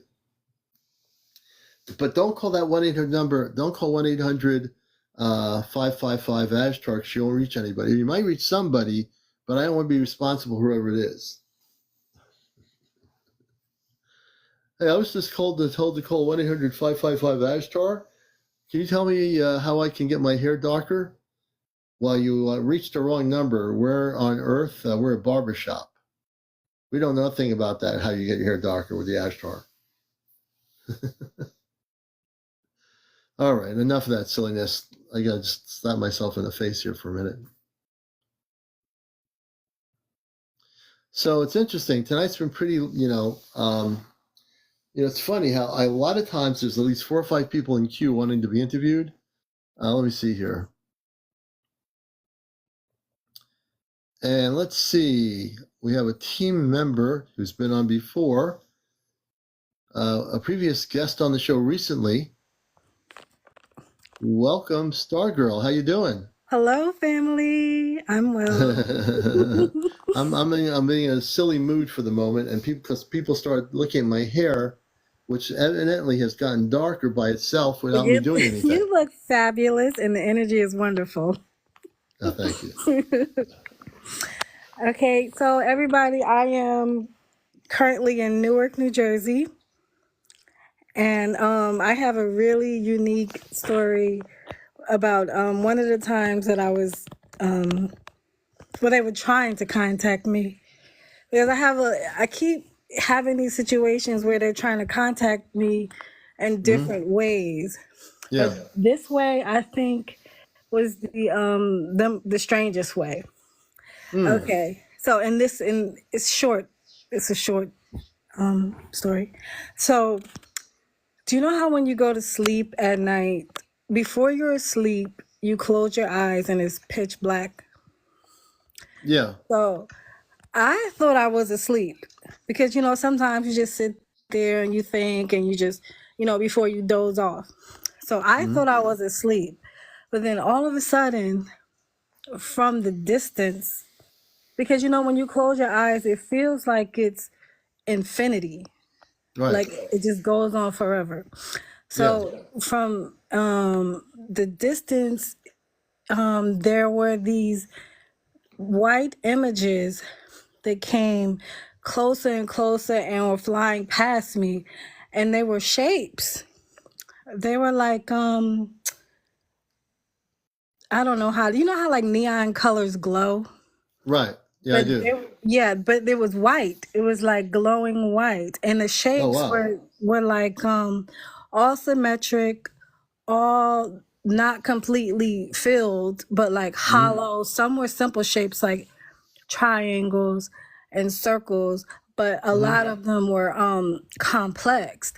And I knew that they were trying to communicate something to me, but I think I woke up in the middle of a message being sent to my higher self.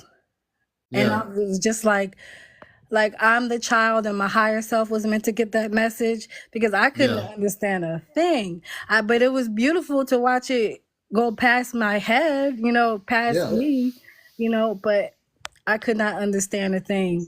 And once I began to think and try to understand, I woke up. Wow. But you know what? If you ever go back into that state of consciousness, you probably will understand. And the next journey, when you open that inner journey up in you, I think you will understand. You know what I mean? Yeah, I think you're right. It's been so many times where I felt like I was in the middle of some type of dream, and what I saw was too complex for me to understand. I remember the tail end of one where I was saying some words, and when I woke up, I remembered the last 3 words that I said, and I had no idea what these words meant. So I looked it up, and the words were talking about black holes. Interesting. Isn't that interesting? There's encoded messages we get from things like this, and then when you wake up, you say, oh, wait a minute. You figure out that's what it means. So you're getting downloaded information to be translated, and you're translating it. I guess, I don't know. I don't know. Like I just know that like sometimes I understand, most of the time I don't. Um, um, and then it's always sometimes like that time was like the most unique time that some type of communication, but it's always like for people or beings because they're not really people. They're like they're Right. just not people. And they're always super tall. Super tall. Like if you're standing in a doorway, like I'm 5'2.5", so I'm like really short. But like for me, like if I'm standing in a doorway and the top of the doorway and I'm looking up, that's how tall they are. Wow. Yeah. That's really tall. You know? Really tall. And the way it happens is like this one time, I don't know how I was able to do this, but I was staring one of them in their face, right? And the face began to it was like a hologram. Yeah. Like a hologram suited to whatever I thought was physically appealing, it would make its face look like that. Oh wow. Okay. That was sort of a shape shifting kind of thing. Yeah, it was like I don't know, like an energy mask or something. Yeah. Yeah. And Yeah. and when I was looking at it, I was like, "You look." I said to the thing, to the entity, I was like, "You look good." And then as I stared at it, I saw the face start to morph.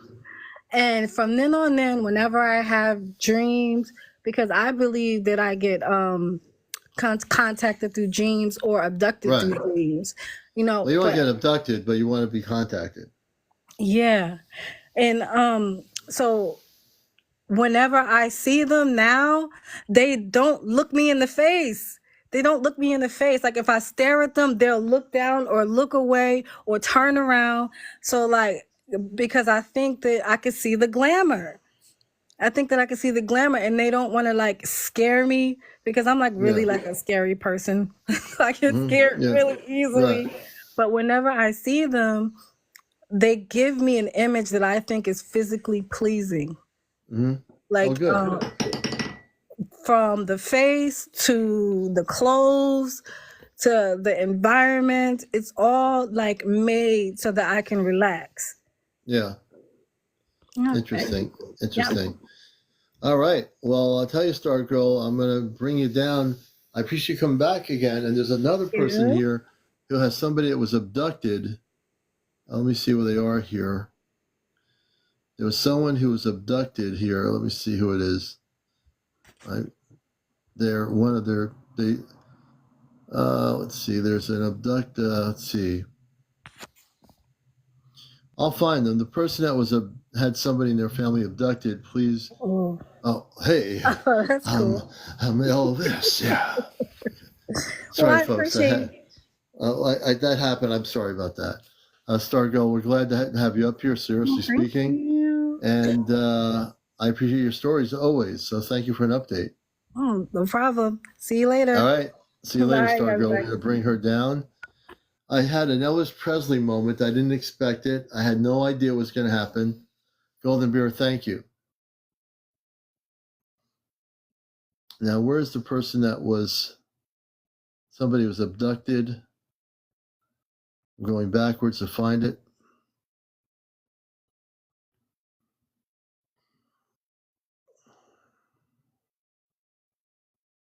Let's see, Karen. Hey, I'm CmdrAleon. I'm nothing but a cosmic hound dog. Okay. That's just, thank you. Thank you very much. Thank you very much. I just got that little Elvis thing going there, you know? It's one of those nights, folks. I can't help it. I'm just in a very comical mood here. I got to stop doing this. Now, again, I'm going to re-center my energies if I can, hopefully. Belladonna, good to see you. Belladonna, you said you're able to come up live now. Let's see if that's possible. You said you're able to go live on audio. Let me see if that works. I've been trying to get Belladonna on here forever. and we want to help her, but I don't think she's still able to come on live.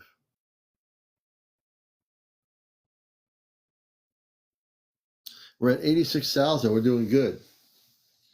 We need to get 100,000. Please share and like. We appreciate all the gifts from all our new friends and everything. Lisa Pritchard says, too cute.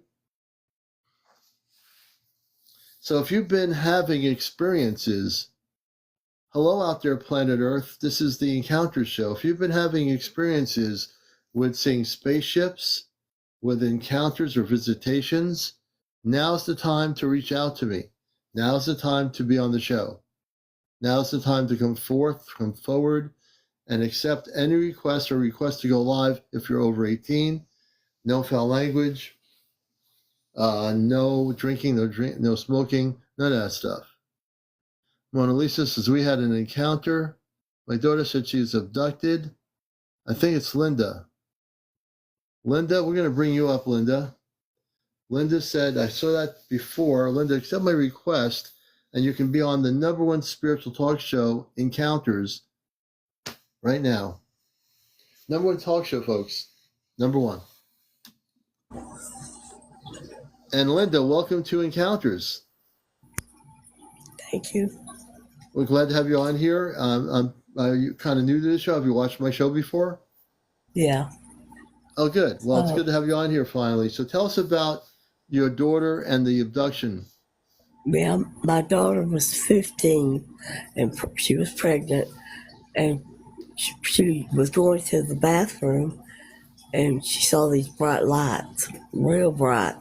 She looked out the window, but she couldn't see nothing because of the lights. And then she went to the bathroom and said that all of a sudden she was walking down this hallway and the aliens were down the side. And then she went to these doors like a operating room, and they put her on a table with a big light above her, and they poked something in her belly and her navel.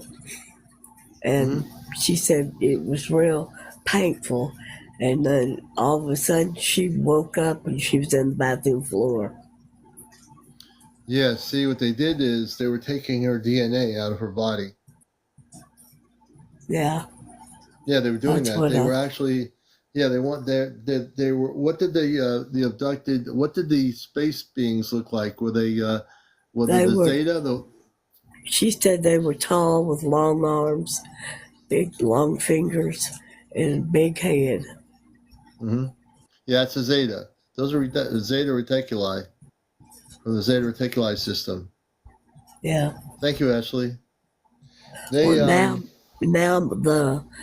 my granddaughter that she was pregnant with, she can see dead people.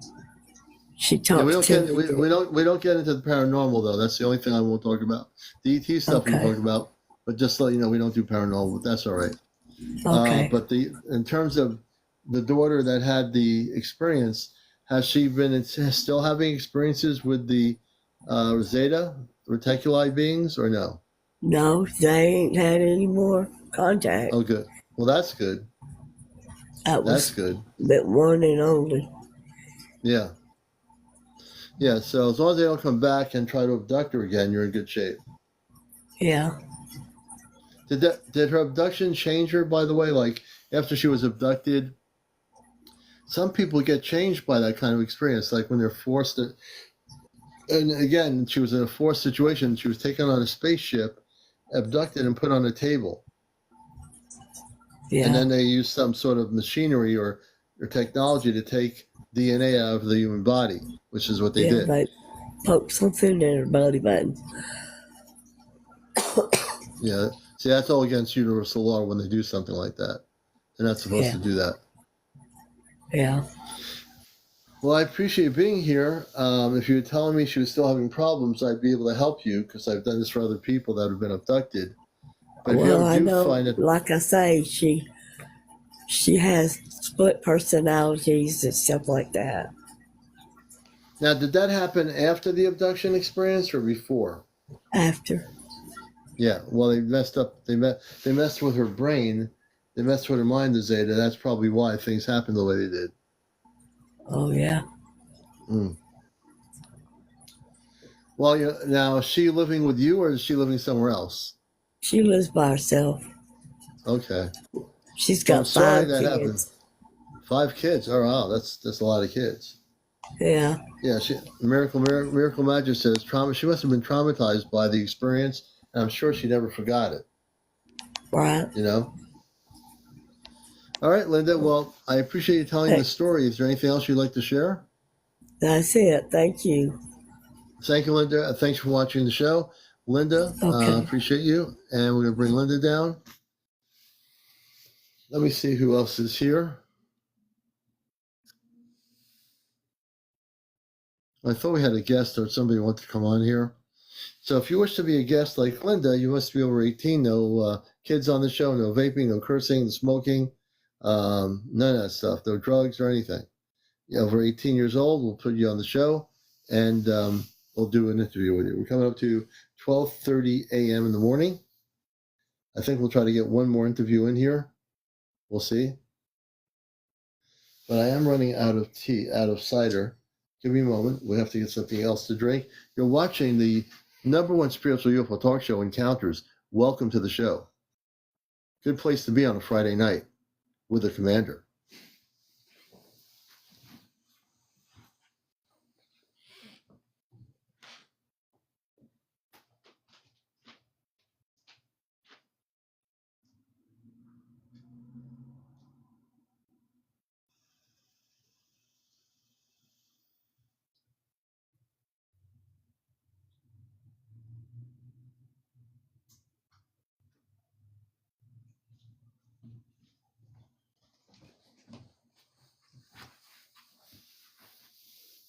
All right.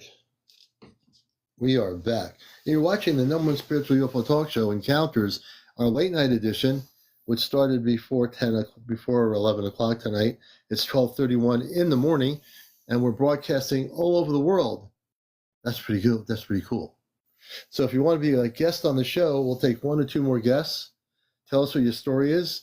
If you've had an encounter, visitation, abduction experience, if you're studying crop circles, if you're a person with disclosure information on the inside, top secret cosmic information, we want to interview you, have you on the show. So please feel free to come forward with your information in your Encounters, a show that's out of this world. And we're glad to have all of you here. Mona Lisa had a visitation. Mona Lisa, can you change your setting to public? Change your setting to public. Go out and change the setting. When we get up, if I get you up to 50 people, I'll have you on the show tonight. Mona Lisa says she had visitation. I'm interested. So I want you to change your setting to public and come back in. Tell me when it's set to public. Then people can follow you. Mahansuk, good to see you. Mahansuk.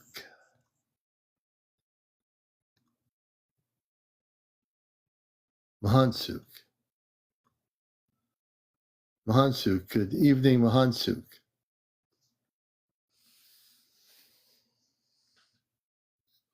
My friend Mahansuk, if he's there, he's down in over there in Arkansas, Missouri, Arkansas area. And hey, Messy One, welcome to the show. And it's good to have you all with us. We're almost at 100,000 likes. Mine was related to levitating. Premium Rose Star says hers was involved with levitation. Hey, namaste. Thank you, Scooby. Karen Morgan, that's very good. Mahansuk, we're going to bring you up here, brother. It's been a long time since we had Mahansuk from off planet on planet Earth here on Encounters. If you're available, Mahansuk, you're going to be invited aboard the ship if he is available. Commander, when you're in the ship, it is your physical body or just consciousness? When I physically go on the ship, it'll be my whole physical body. But right now, when I go off planet, it's in my dream state. And thank you. We got to 100,000 people. Mahansuk, it's good to have you with us on the ship tonight. Where have you been, brother? Oh, all over. With you, I can believe it. And Mahansuk, just to let people know, he's one of the earlier people last year when I count on TikTok, when I didn't have many followers. And he was one of the people, one other person who's not on anymore, but he was instrumental in helping me get on here and getting on my live for the first time ever on TikTok. And I was still trying to, I felt like I was taking baby steps trying to figure out what this whole thing was about. And I felt like, I was just like in first grade here. And Mahansuk has been on a long time on TikTok, and I've known him as a dear friend, and he helped me a great deal. And look where we are now. Whoever knew I'd be doing a show like this and how big it's gotten. And I can also say Mahansuk had an instrumental part in helping me out, and his space family we talked about, and he has also a lot of great knowledge and wisdom. And so I want to bring him on here every once in a while because he's a good friend of mine, and we all work together. Our gratitude, Commander. Yes, always. So tell us what you're doing, man. We're so glad that you're live and you have everything going good in the flow of the stream of the crystal light Christ consciousness, and being able to spread the word and the truth about that we live beyond here, many lives, many universes, galaxies, formatted around our one being on Earth that has multi-universes within, upon, and around us. So it's a pleasure to be in the crystal light consciousness, and that more people are waking up with you here. Yes. It's so many. I've been blessed and in bliss with so many people. And with the command, my father gave me this energy or something, whatever it was on the ship, that my friend April, when she was on the ship, I was seeing my father, I was, I guess, off planet, and he did something with my forehead. And I said, hey, what do you do? So she saw him touching my forehead in another room on the ship. And whatever it was, it activated me. Thank you, Stargirl, for that. And so now I've been helping people remotely get rid of negative ETs with just the palm of my hand. It's just, I haven't figured it all out yet, but I'm just learning how to use the energy. And it's amazing. It's just like, I'm very humble, and anything I get that's empowering me to do things, I don't let it get to my head like an ego. There's no ego. Yeah. Everything is mission work. Well, you know me. Yeah. It's all mission work. Everything I do is humbly in service to others. I mean, I care about myself, but it's in service to others. Have you been doing the crystal light healing wand? Remember you did the healing? Yeah. I've actually used my own ET crystals in the other room. Yeah. But I'm finding now I'm just using the palm of my hand. He just activated me where I can use the crystals, but I have this heat energy coming through the palm. And like if you just stand, just like close your eyes for me, I'm going to do something with you beautifully. So you'll totally feel it. I know Mahansuk will. I want you to close your eyes and take a deep breath in, and then just release out of your nostrils as you do that. And I'm just going to show everybody just a sampling of what I do here. So I'm going to go over Mahansuk's head, etherically speaking. He just keeps his eyes closed. Okay. I'm going to do something now, and he eventually will feel like a pulsating energy. I'm not suggesting it. I'm not trying to put a thought into his mind. But in a second or two, he will feel this pulsation of energy going through his brain or his consciousness, his upper part of his head. When you feel it, Mahansuk, honestly, just let me know. I feel it. Okay. You can open your eyes now, brother. See? That's exactly, somebody else said they felt it in the room. I can't help it if other people feel it. I don't know how that's working. It could be affecting other people, and that's a beautiful thing if they are. But I'll eventually figure out how to hone in on it, but I haven't figured that out yet. It feels good. It's right through there. Right through. I feel it right through me. Yeah. Yep. Like when you used to do the crystal over the nerves that were burning in my body, and that calmed down the nerves. Yeah. Pain. How are you feeling, by the way? How are you, since I've long time talked to you, are you physically feeling better? Yeah. I still have bad days, with the pain, but more good days. Yeah. But I Well, good days. decided not to do surgery. It's very dangerous on my spine, so I'm just Okay. for the Christ light to heal me. Well, you know what? This is really interesting. I didn't ever think of this, and I don't expect to know what will happen. But since I've got you on here, Yeah. I'd like to do a healing energy with the palm of my hand to help you out. Oh, yes. If you're open to it. Yes. Great. Okay. So, folks, I just want to explain what I'm doing to everybody. There's 275 people here, maybe more. I have the power now to do healings with the palm of my hand. Now, the Hansuks know me since I've been on here. I've done basic things with crystals and stuff, and but now I'm actually been activated to a certain level by the command to do certain things that I can do. So we're going to definitely do this right now with Hansuk. I want you to take a deep breath in, breathe out into your relaxed, and I'm going to work on your body, even though you're remotely there, down in that area. I'm going to remotely work on your whole etheric body, your physical body, and your consciousness. And you're going to watch me do this. Everything I do here is documented, and my show is on my Astro Command Spaceship News channel on YouTube. So everything here is documented.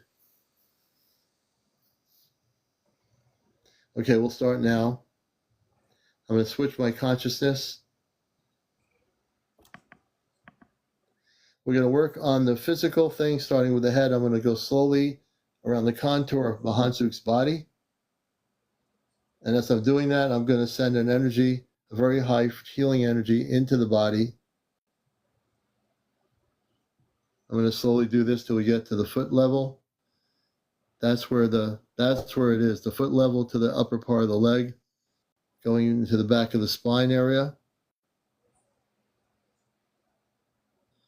I'm now taking my hand into the spine area behind my camera, as if the spine is right here.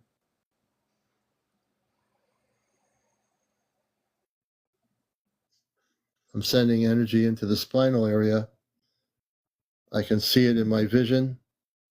It's kind of crooked a little bit. I'm going to do some alignment energies here.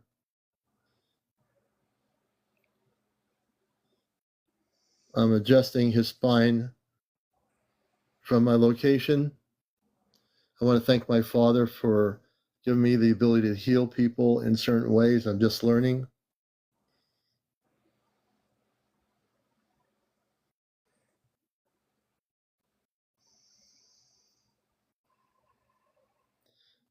I'm making adjustments remotely on his spine.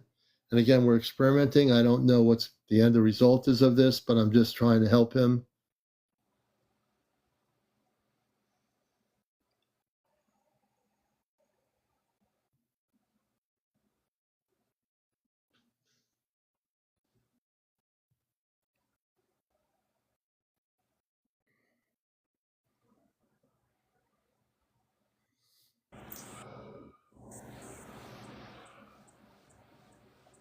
Wow, that's interesting.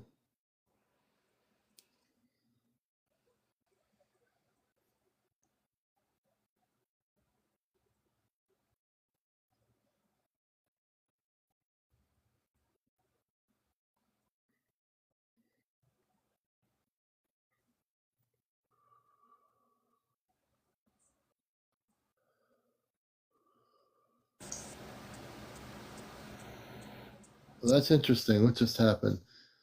Where's that sound coming from? Did you hear that sound? And now I'm feeling this vibration in my mouth going up my head. Oh my gosh. Yeah. It's vibrating my teeth, everything. It's a very intense vibration. Yeah, I'm really working on you here right now. I heard this sound coming through. It wasn't you. I heard this sound coming through. It could be my space family's watching this right now. I think my space family's watching. Through my mouth up my Mhm. skull. Oh. I think there's a ship nearby, an Astro Command ship here where I am.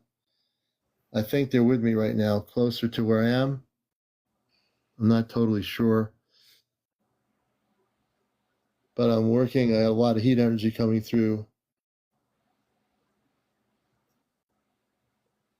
And I always want to thank my father, Rubar, for helping me, give me the ability to do this, to help people. So I thank my father on the ship. And I send my love to my parents on the ship. I send my love to my parents on the ship. Humbled.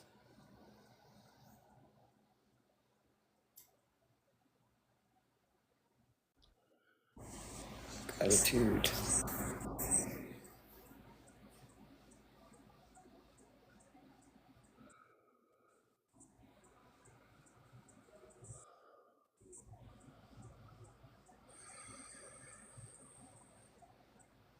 I feel the back of my spine now behind my heart chakra. How does it feel? Yeah. Feels like it's something in my spine. It feels tight, and now it's like it's taking something out. Yes. Yeah. There was something put in there that was put in there that shouldn't be there, and I'm taking it right out. Yes, please do. And I'm taking it out, and I'm giving it back up to God, to the Creator. One thing I've been told is never hold on to anything. Give it back to the Creator. You don't want to be stuck with it. So yeah, it's moving down my spine, on the backside of my heart chakra. I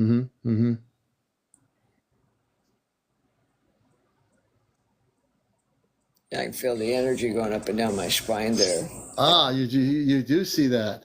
You feel that. I'm going up and down your spine right now with the energy. Yes.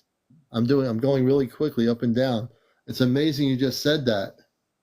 Yeah, and then going back to the crown chakra, I can feel the energies. It's like working different areas of my body. Yes. Yep. I'm totally working on everything. Like the touching of my hair. Something's touching my hair, like yes. Energy. Oh yeah, you're definitely going to be healed, brother. Oh, it's you're going to be healed. Up. I feel the energy is lifting me up, like my physical body. Like the hairs on my head feel like they're standing up. The energy. It feels really, now it's starting down my legs, you know, like you get the chills from music. It feels like my spine, and everything's affected by my healing you. The veil said when you did it, it says when you did it to me, my head went all the way back. The veil said,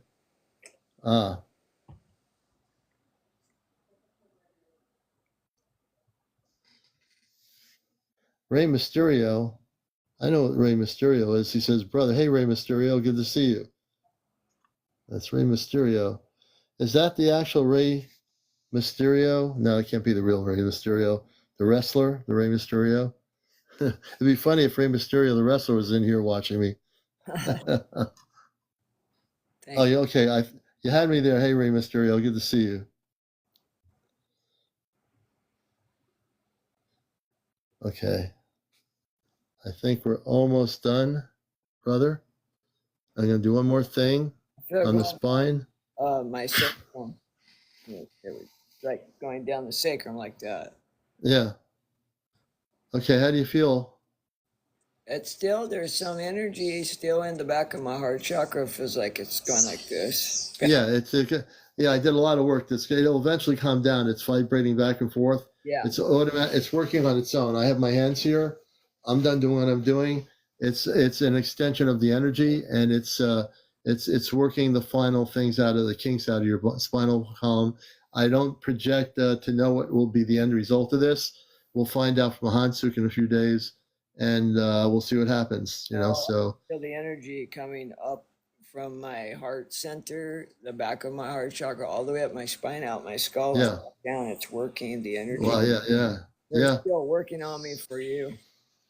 Yeah, I've left the command alone because they have so many things to do. So I have my energy still with you. I'm learning that I can leave the energy there to work with you that I have, and I can leave it alone. So there's nobody else there. It's just my energy from the galactic level that has been given to me by my father. Because they're very busy working on getting the negative ETs out here and working on helping some things that occurred a few weeks ago. Yes, my name is Nick Mahansuk. And let them know when you're on, Nick Mahansuk, when you do your live, and I want people to know about the beautiful work you do. Well, I hadn't been on much because my sister's going through a rough time. My nephew died, and so we've been having our family's grieving really bad. Oh, wow. Okay. And he was only 27, so I've been really Wow. good space for my family, and so I haven't been on that much, but I plan to try to get back on. But my sister's having a really rough time losing her son.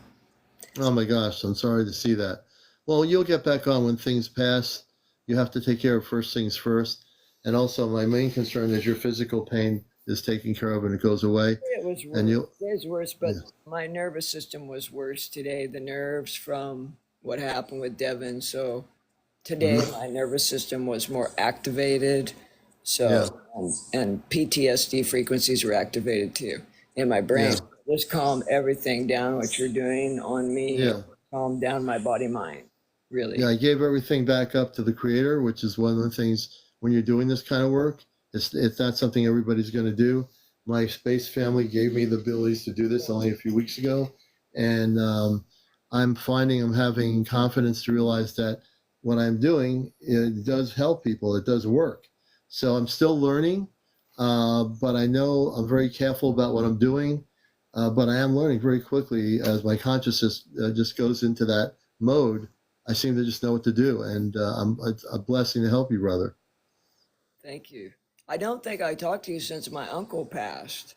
No, that was a long time ago. Yeah, it was May 7th when he passed, and that was a real bizarre situation too. So we had that and my nephew back to back. Yeah. And so I've been, we just have a lot of family changes, earth changes going on. And isn't it kind of interesting, Mahansuk, how, as we get towards contact in a year and a half, we're going through internal changes with our family members. Maybe you lose loved ones or other people, but everything is in the end of the result of all this stuff that affects you personally. On the bigger picture, we have our star people that really are going to be here. And it's not like a channeling. It's not like a projected thought. It's not like someone channeling 10 years ago and saying, we love you very much. We're from the A, B, and Z galactic forces. We're all with you. Stay tuned on my Facebook channeling page for more information tomorrow night. And ABZ group will be here. We want you to know tomorrow night's thing is going to be about remembering who we are because we don't exist. I'm just kidding. But I'm getting at. There's been all that over the years, and people get delusional. They get delusioned. They have that's not the word I want to use. People lose faith in every year hearing about contact, and nothing happens. But lemonade is good. I got to tell you, I just have a sense of humor here. Tonight has been kind of funny. But I got to tell you that seriously, contact is coming. And it's a joyful time to be alive. And we're all going through stuff. I know everybody out here has things going on. It could be jobs, personal things, family. I completely get it, Karen. I do. I completely get it. But understand the bigger picture is we really are going to have contact. We're not just saying it. We're not just promoting it on our show. We are going to have contact. Other people are like talking about this subject around the world on YouTube or whatever, but they're not talking about, some people might be talking about contact, but we've been talking about it since I got on TikTok in the early stages of 2023. And when I got on, when I met you, I told you about contact back then. And that was just the initial phase of 27, 28.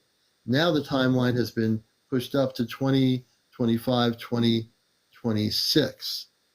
And this is real timeline stuff. For humans, we go by timeline. The space people don't have any time, right? They don't live in time. When we get to live with them, which is our space family, we'll completely forget about what time it is. We'll have no watches on. We'll travel to another planet and not even think about what time it is. We'll just be happy to be there. When I go up in the ship, as you call it, off planet, it's hard to want to come back down here in this three-dimensional body suit. Right, that's right. Because when I'm flying out my body, I'm so free and being with our brothers and sisters in the light star systems. My sister did say that my nephew came and took her to a dimensional frequency where she saw all the galaxies and the planets in a higher frequency. So he came. I've been asking him to come in spirit to her and show her, different levels of the heavenly dimensions, whatever you want to call it. And she said she saw a bunch of planets where he took her. That he said, Mom, it's not like you think it is. Yeah, it's different. I tell her, it's not like you think it is when you go out of your body. And you know what? As you're speaking, our frequency level on this show right now is so high up. Even when you speak, your side of your screen blinks. Like if you say something, it's blinking. We have like a really high frequency here, folks, right now. Like the amplification of frequencies. I know some of you can feel it. How many people are feeling an energy shift right now on the show? Be honest. How many people are feeling it? Because we've amped up the whole show, the whole energy field. I've amped it right up. See? And you know what? Everyone's saying they're feeling it because you can't make this stuff up, folks. You can't. You can't make it up. I'm sending in the Reiki for you all now. Holy Spirit fire. Yeah, it's all beautiful, man. It's all beautiful. Karen says, Perry Morgan says, filled in my legs, mostly in my head doesn't hurt. Beautiful, Karen. Beautiful. Will I see my nephew again? Of course I will. Yeah, Yes. When people cross on into different dimensional bodies, we will see them again, yes. It doesn't matter how they go out. None of that stuff matters. It's all earthly based, what do you call it? Labels. Labels, 3D labels. Yeah, I don't go with the labeling system. It doesn't resonate with me at all. Our loved ones, when they leave this earth, they go wherever they want to go, but they do go back into their what they call a space body. So even our relatives, when they leave the physical earth, most of them, not all of them, but most of them go into what they call a star. They're going back into. So our bodies are in stasis. Stasis defining as like my space body. April saw my space body and stasis. I'm wearing crystals in my beard. Now I can't wait to go up there and see it because I'll be able to look at myself, which is a taller human, in stasis, and I'll see that I have a beard with crystals hanging. And I guess I don't know why I would put crystals in my beard, but evidently I do have crystals in my beard. So our bodies, like Wahansuk has a space body. Everybody here, whether you realize it or not, your bodies are in stasis. And when we go back to the ships, when full contact happens, you'll get to see your space body, which is a different human of you in a more elevated state of consciousness. Yeah. So we're all going to experience that at some point. And when we leave these bodysuits, we do retain consciousness after physical transition. Yeah, absolutely. Just like you were saying, the person that passed over in your life, they're probably back in their spacesuit. Not their spacesuit. They're probably back in their space body because they've now left their full time on Earth. Now they're probably, when you see them, they'll be taller than you. They'll be beautiful, and they'll be in their space body. And we all have a space body, which is the body in stasis. Yeah, my uncle has already come to me, and he's doing great. He said he was trying to find my aunt. He's trying to find her. He's having a little bit of trouble finding her frequency, but he said he was doing good. He sat with me, and I got to hug him, and so he came to me. And so does he go to the spaceships? Is he able to go there? I would suppose. He didn't say anything to me about it when we visited since he passed, but he came to me a couple weeks ago. Oh, beautiful. Beautiful. It's almost 1:00. I can't believe I'm on here for almost 2 hours. I love doing the show, and sometimes I am so amped up right now, I can stay on all night, but I'm not going to do that. Computer's still vibrating, Commander. If I was on all night, I think people would say, do you know the commander's been on since 6 a.m. in the morning and he's still wide awake? Could you imagine that? No, I'm not going to do that. Maybe one day. Not now. An all-night gong bath. Yes. You're going to do an all-night gong show one day when you get everything. I'll play the gongs lightly in the drone. When Nick gets back on his full show with the gongs and everything, he will do a 24-hour gong show. I guarantee you. Because he's the king. He's the spaceman of gongs. Yeah. He has gong. I've seen the gongs. They're really amazing. Yeah. He has the gongs. Hey, Mahansuk, brother. Nick, I want to thank you for being here. I hope you feel better. Thank you physically.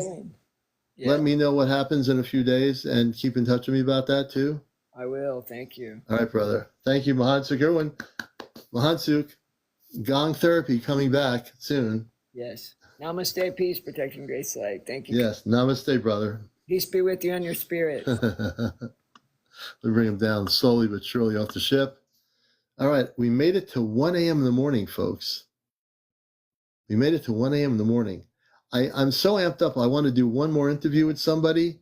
I want to interview somebody who's had an encounter with space people. Anybody out there who's never come on my show before, please be bold enough to say, Commander, I'll come on. You have to be over 18.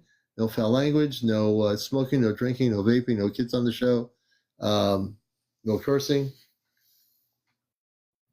Hey, you, good to see you.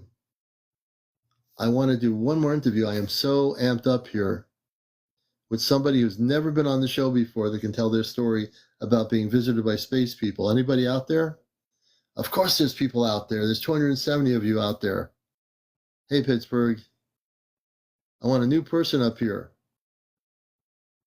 I wish I had an encounter. I would tell you, yeah, Eugenie, you'll eventually have an encounter. Our ships are so close, consciousness is almost taking control. Miracle magic, very true. Make sure you check out the email after. I'm definitely going to do that. I'm going to do that too. And let me see, anybody? I can't believe there's not one person that hasn't had an encounter. One new person. Don't be shy with the commander. I will treat you well on the show. As you can see, I'm a very good talk show host. Let's see, who's going to come forward? And if you want to come forward, there's a guest request in the little icon. Request to come live, and I will bring you on the show. Encounters. Welcome, Amber. Marina Galaxy, that's a good name. Big Wes. Hey, Big Wes. Everybody out there, Prosperity. I like that. Awakened. Welcome, Awakened. Well, I guess nobody has a story to tell. Hey, Road Dog. I guess we're going to be ending the show for now. 1990s triangle ships. JM. Okay, that could be an interesting story, JM. Kimberly, I need to go check and see how many ships are above my house tonight.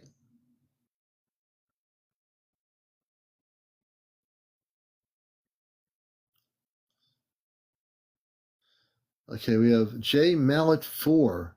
J Mallet says 1990s triangular ships.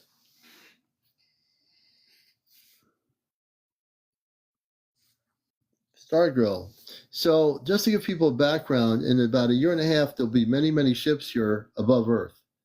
In a year and a half, mark your notes down. In a year and a half, we're looking at major contact, unless the timeline changes. And Dakota, they will eventually. Jay Mallet, let me take a... Jay Mallet, come up on the show if you can. I sent you a guest request. I don't know if it's going to work, because I think you have to have 50 people.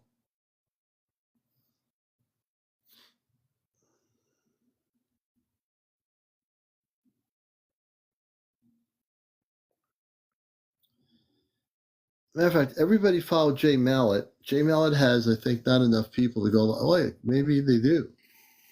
This is interesting. TikTok's a weird thing. I don't understand anything anymore. So, Jay Mallet, welcome to the show. How are you?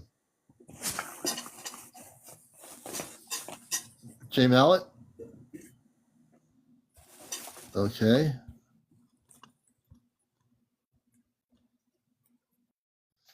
I don't know what's going on with that one, but they didn't say anything, so I brought them down. If you've had any encounters with or visitations by space people, I want to do one more interview with somebody out here. We have 114,000 likes. Thank you. Everybody follow my show. Follow me. Press the follow button so you can be aware of my show. Please follow. And I usually have no trouble getting people to come on here and do interviews. Karen Morgan, thank you. Hey, Peg's here. That's a good name. How can anyone forget that Peg's here? Because she's here. Yeah, I didn't know how that happened, but I took him down because I didn't get a response. You know? Let me see who's coming up here now. Professor S.M. Oak has 1.2 thousand followers. Professor S.M. Oak, can you do a comment in my comment section so I know what you're talking about? Professor S, I think it's, let me make sure I get it right.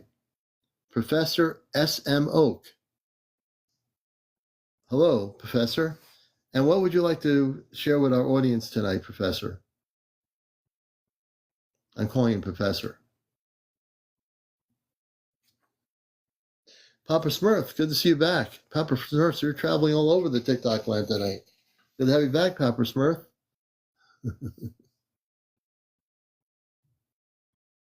Let's see here. I've seen lights in the sky. Okay, we're going to bring you on there. Papa Smurf is coming on. Papa Smurf. Sorry about that. Professor Oak. I'm talking about Smurf here. My brother Smurf. Professor Oak. Welcome to the #1 spiritual UFO talk show, Encounters. Glad to have you on the show. Hi, how's it going? We're doing good. And where about you located? Central Illinois. Okay, we have a lot of followers in Illinois. So tell us about your story and a background of when it started happening. So this encounter, I would have been probably 12 or between the ages of like 12 and 14, I'd say. Maybe 15. But was traveling a stretch of highway. It's a rural stretch of highway between a couple small towns. And as I'm going up this road, I'm with my dad sitting in the passenger seat. And as we're going up this hill, I notice off to the side of the road, there's what you would think as you see like a tower, like you see how like there's like usually like 3 red lights at the base. And there's like, another one up top. That's kind of what I assumed it was. Like, oh, I just never noticed a tower there before. And it was just some red lights off to the side of the road, up high, obviously. But then as we're going up the hill, I noticed like these lights aren't staying to the side of the road anymore. They're now above us, and it's pretty sizable. I can't say the exact size because I don't know the distance, but I would say anywhere from like 100 to a couple hundred feet across. Wow. It's silent. There was no sound. And over the years, I've heard that there was reports, even like to law enforcement I think it was the late 90s, maybe even early 2000s, of multiple people seeing that. But I worked at a restaurant years later near a town right near there. I got a chance to talk to a lot of people in the community, because I grew up there. But one guy in particular, he actually, just to add to his credibility, I always knew him through the athletics, but he had worked for the FBI in the 60s. And I think, and that only lasted a couple years for him, I think, because he had a stroke. But that's how I had always known him. And I think that's maybe about the same time that he retired from there. But anyway, I asked him, and this was right around the time of the Flight Malaysia 151 stuff was in the news. So, so everybody at the restaurant was, talking about that, here and there. And we got on the conversation. I said, well, have you ever seen anything strange in the sky? And he said, only ever one time has he ever seen anything. And he said, on that stretch of highway, before you get to the bridge to cross into this town, you're looking off at that T intersection, I said, yeah, I know exactly what you're talking about. He said, I seen some stuff up in the sky that I've never been able to explain. Well, that spot is just like 3-4 miles from the spot that I seen things. And interesting. Not that far away from each other. And to add to this, I've kind of grown the understanding or perception that alien encounters seem to happen near ancient, maybe not ancient, but ancient Native American sites. And also someone in the watching the show said ley lines too. And that could be, and that could be why certain Indians chose to build mounds on certain places. Me personally, I feel like the Indian mounds here in the United States are descendants, or at least like subcultures of the Mayans. I've heard this that they may have actually worked their ways up the waterways through the Mississippi and branched out through there. Oh yeah. a lot of those advanced cultures, we have definite things on our North American continent that are really kind of weird. Like in the Grand Canyon, there is a no zone area where there are ancient Egyptian artifacts in caves, and there's actually entrances into areas of the Grand Canyon where there are things that shouldn't be there, that are not from North America. They're from the Middle East. Ancient structures, pyramid stuff, all kinds of artifacts. Yep. And just one more story. So there is, Indian mounds in this area. And I got a chance to talk to an archaeologist who came into the restaurant. And this has been 10 years ago, and he was in his 70s at that point. He was ending his career. He had a big book he was writing about his digs out on the Indian mounds. Well, anyway, I talked to him. Around the same time, I said, have you ever seen anything? Because I knew that he worked there, or right around there. Yeah. I said, have you ever seen anything up in the sky around there? He said, only ever one time. I said, where was it? He says, right on top of the hill, where we dig. I said, yeah. He said, I seen some stuff up in the sky that he couldn't explain. He didn't go into great detail. I mean, they did go into some detail at the time. I don't remember what they said, but what stays with me is that they only had like one experience apiece, older men, 60s, 70s. And it was within the same like 5 square miles of I've seen stuff in the sky there 2 other times, but one time I'm pretty sure was the Air Force doing flares. They do that. So I was able to dismiss that one. But there was another time that I had a friend with me that we seen things, and we followed it as well as we could, but we lost it. And I don't know if it was just some Air Force stuff going on, but and there is that stuff, but there's also, once you know what you're looking at, you'll know whether it's government reverse engineered stuff or a jet or a helicopter versus a spaceship. That's not from this world, I mean. Right. Interesting. Hey, well, Professor, I want to thank you for telling us your stories. I think it's always interesting. We learn a lot from our guests, and it's been a pleasure having you on here. Everyone give Professor a round of applause. What's your first name? I'm Nathan. Nathan, nice to meet you, Nathan, and welcome to the show. Have you watched our show a lot, or is this the first time? This is the second time, or third. I've tried to catch you more. I was really into it. Once I found you, I had to come back and see some more. I just came back on just a few minutes ago. I seen you had an empty spot, and I wanted to share that story with you guys. I'm glad you did. You can also watch everybody. You can also catch all my recorded shows on YouTube on Ashtar Command Spaceship News. Again, Ashtar Command Spaceship News. All my shows are recorded. If you missed anything or a show, you can watch all my shows on there, and you can do a 24-hour marathon with yourself watching all my shows. Just kidding you. But all the shows are on there. Professor Nathan, thank you for being here. I appreciate you. Yep, you're welcome. Thank you for having me. Okay. All right, everybody. We'll let Nathan down off the ship on Encounters, and we want to wish him well. It's now 1:13. We're going to call it a night here. We'll be on tomorrow night with Ashtar Command Q&A with April, and we're going to also try to get all the rest of our group that's going on the ship together on live tomorrow night. Jennifer, thank you for the heart, for the roses. And if you want to do some last minute gifting, I would certainly appreciate it. I'm going to let people do the gifting right now. If you don't have any TikTok coins, don't worry about it. But if you do have the abundance, please send me a gift right now. Maybe a whale. So I like the whale going through the ocean. I haven't seen one of those in a long time that splashes over the screen. So if you have enough coins for a whale, I'd love to have a whale. I love whales anyway. I love dolphins and tahar hats like that. Karen, thank you. So we're going to let people do some gifting here as we wind down the show, and your gifts are much appreciated. Your love for the show is much appreciated. And of course, we love all of you, even if you're new here. All right, and we're going to say good night, everybody. We'll see you tomorrow on Encounters. Take care, be well, and have a great night.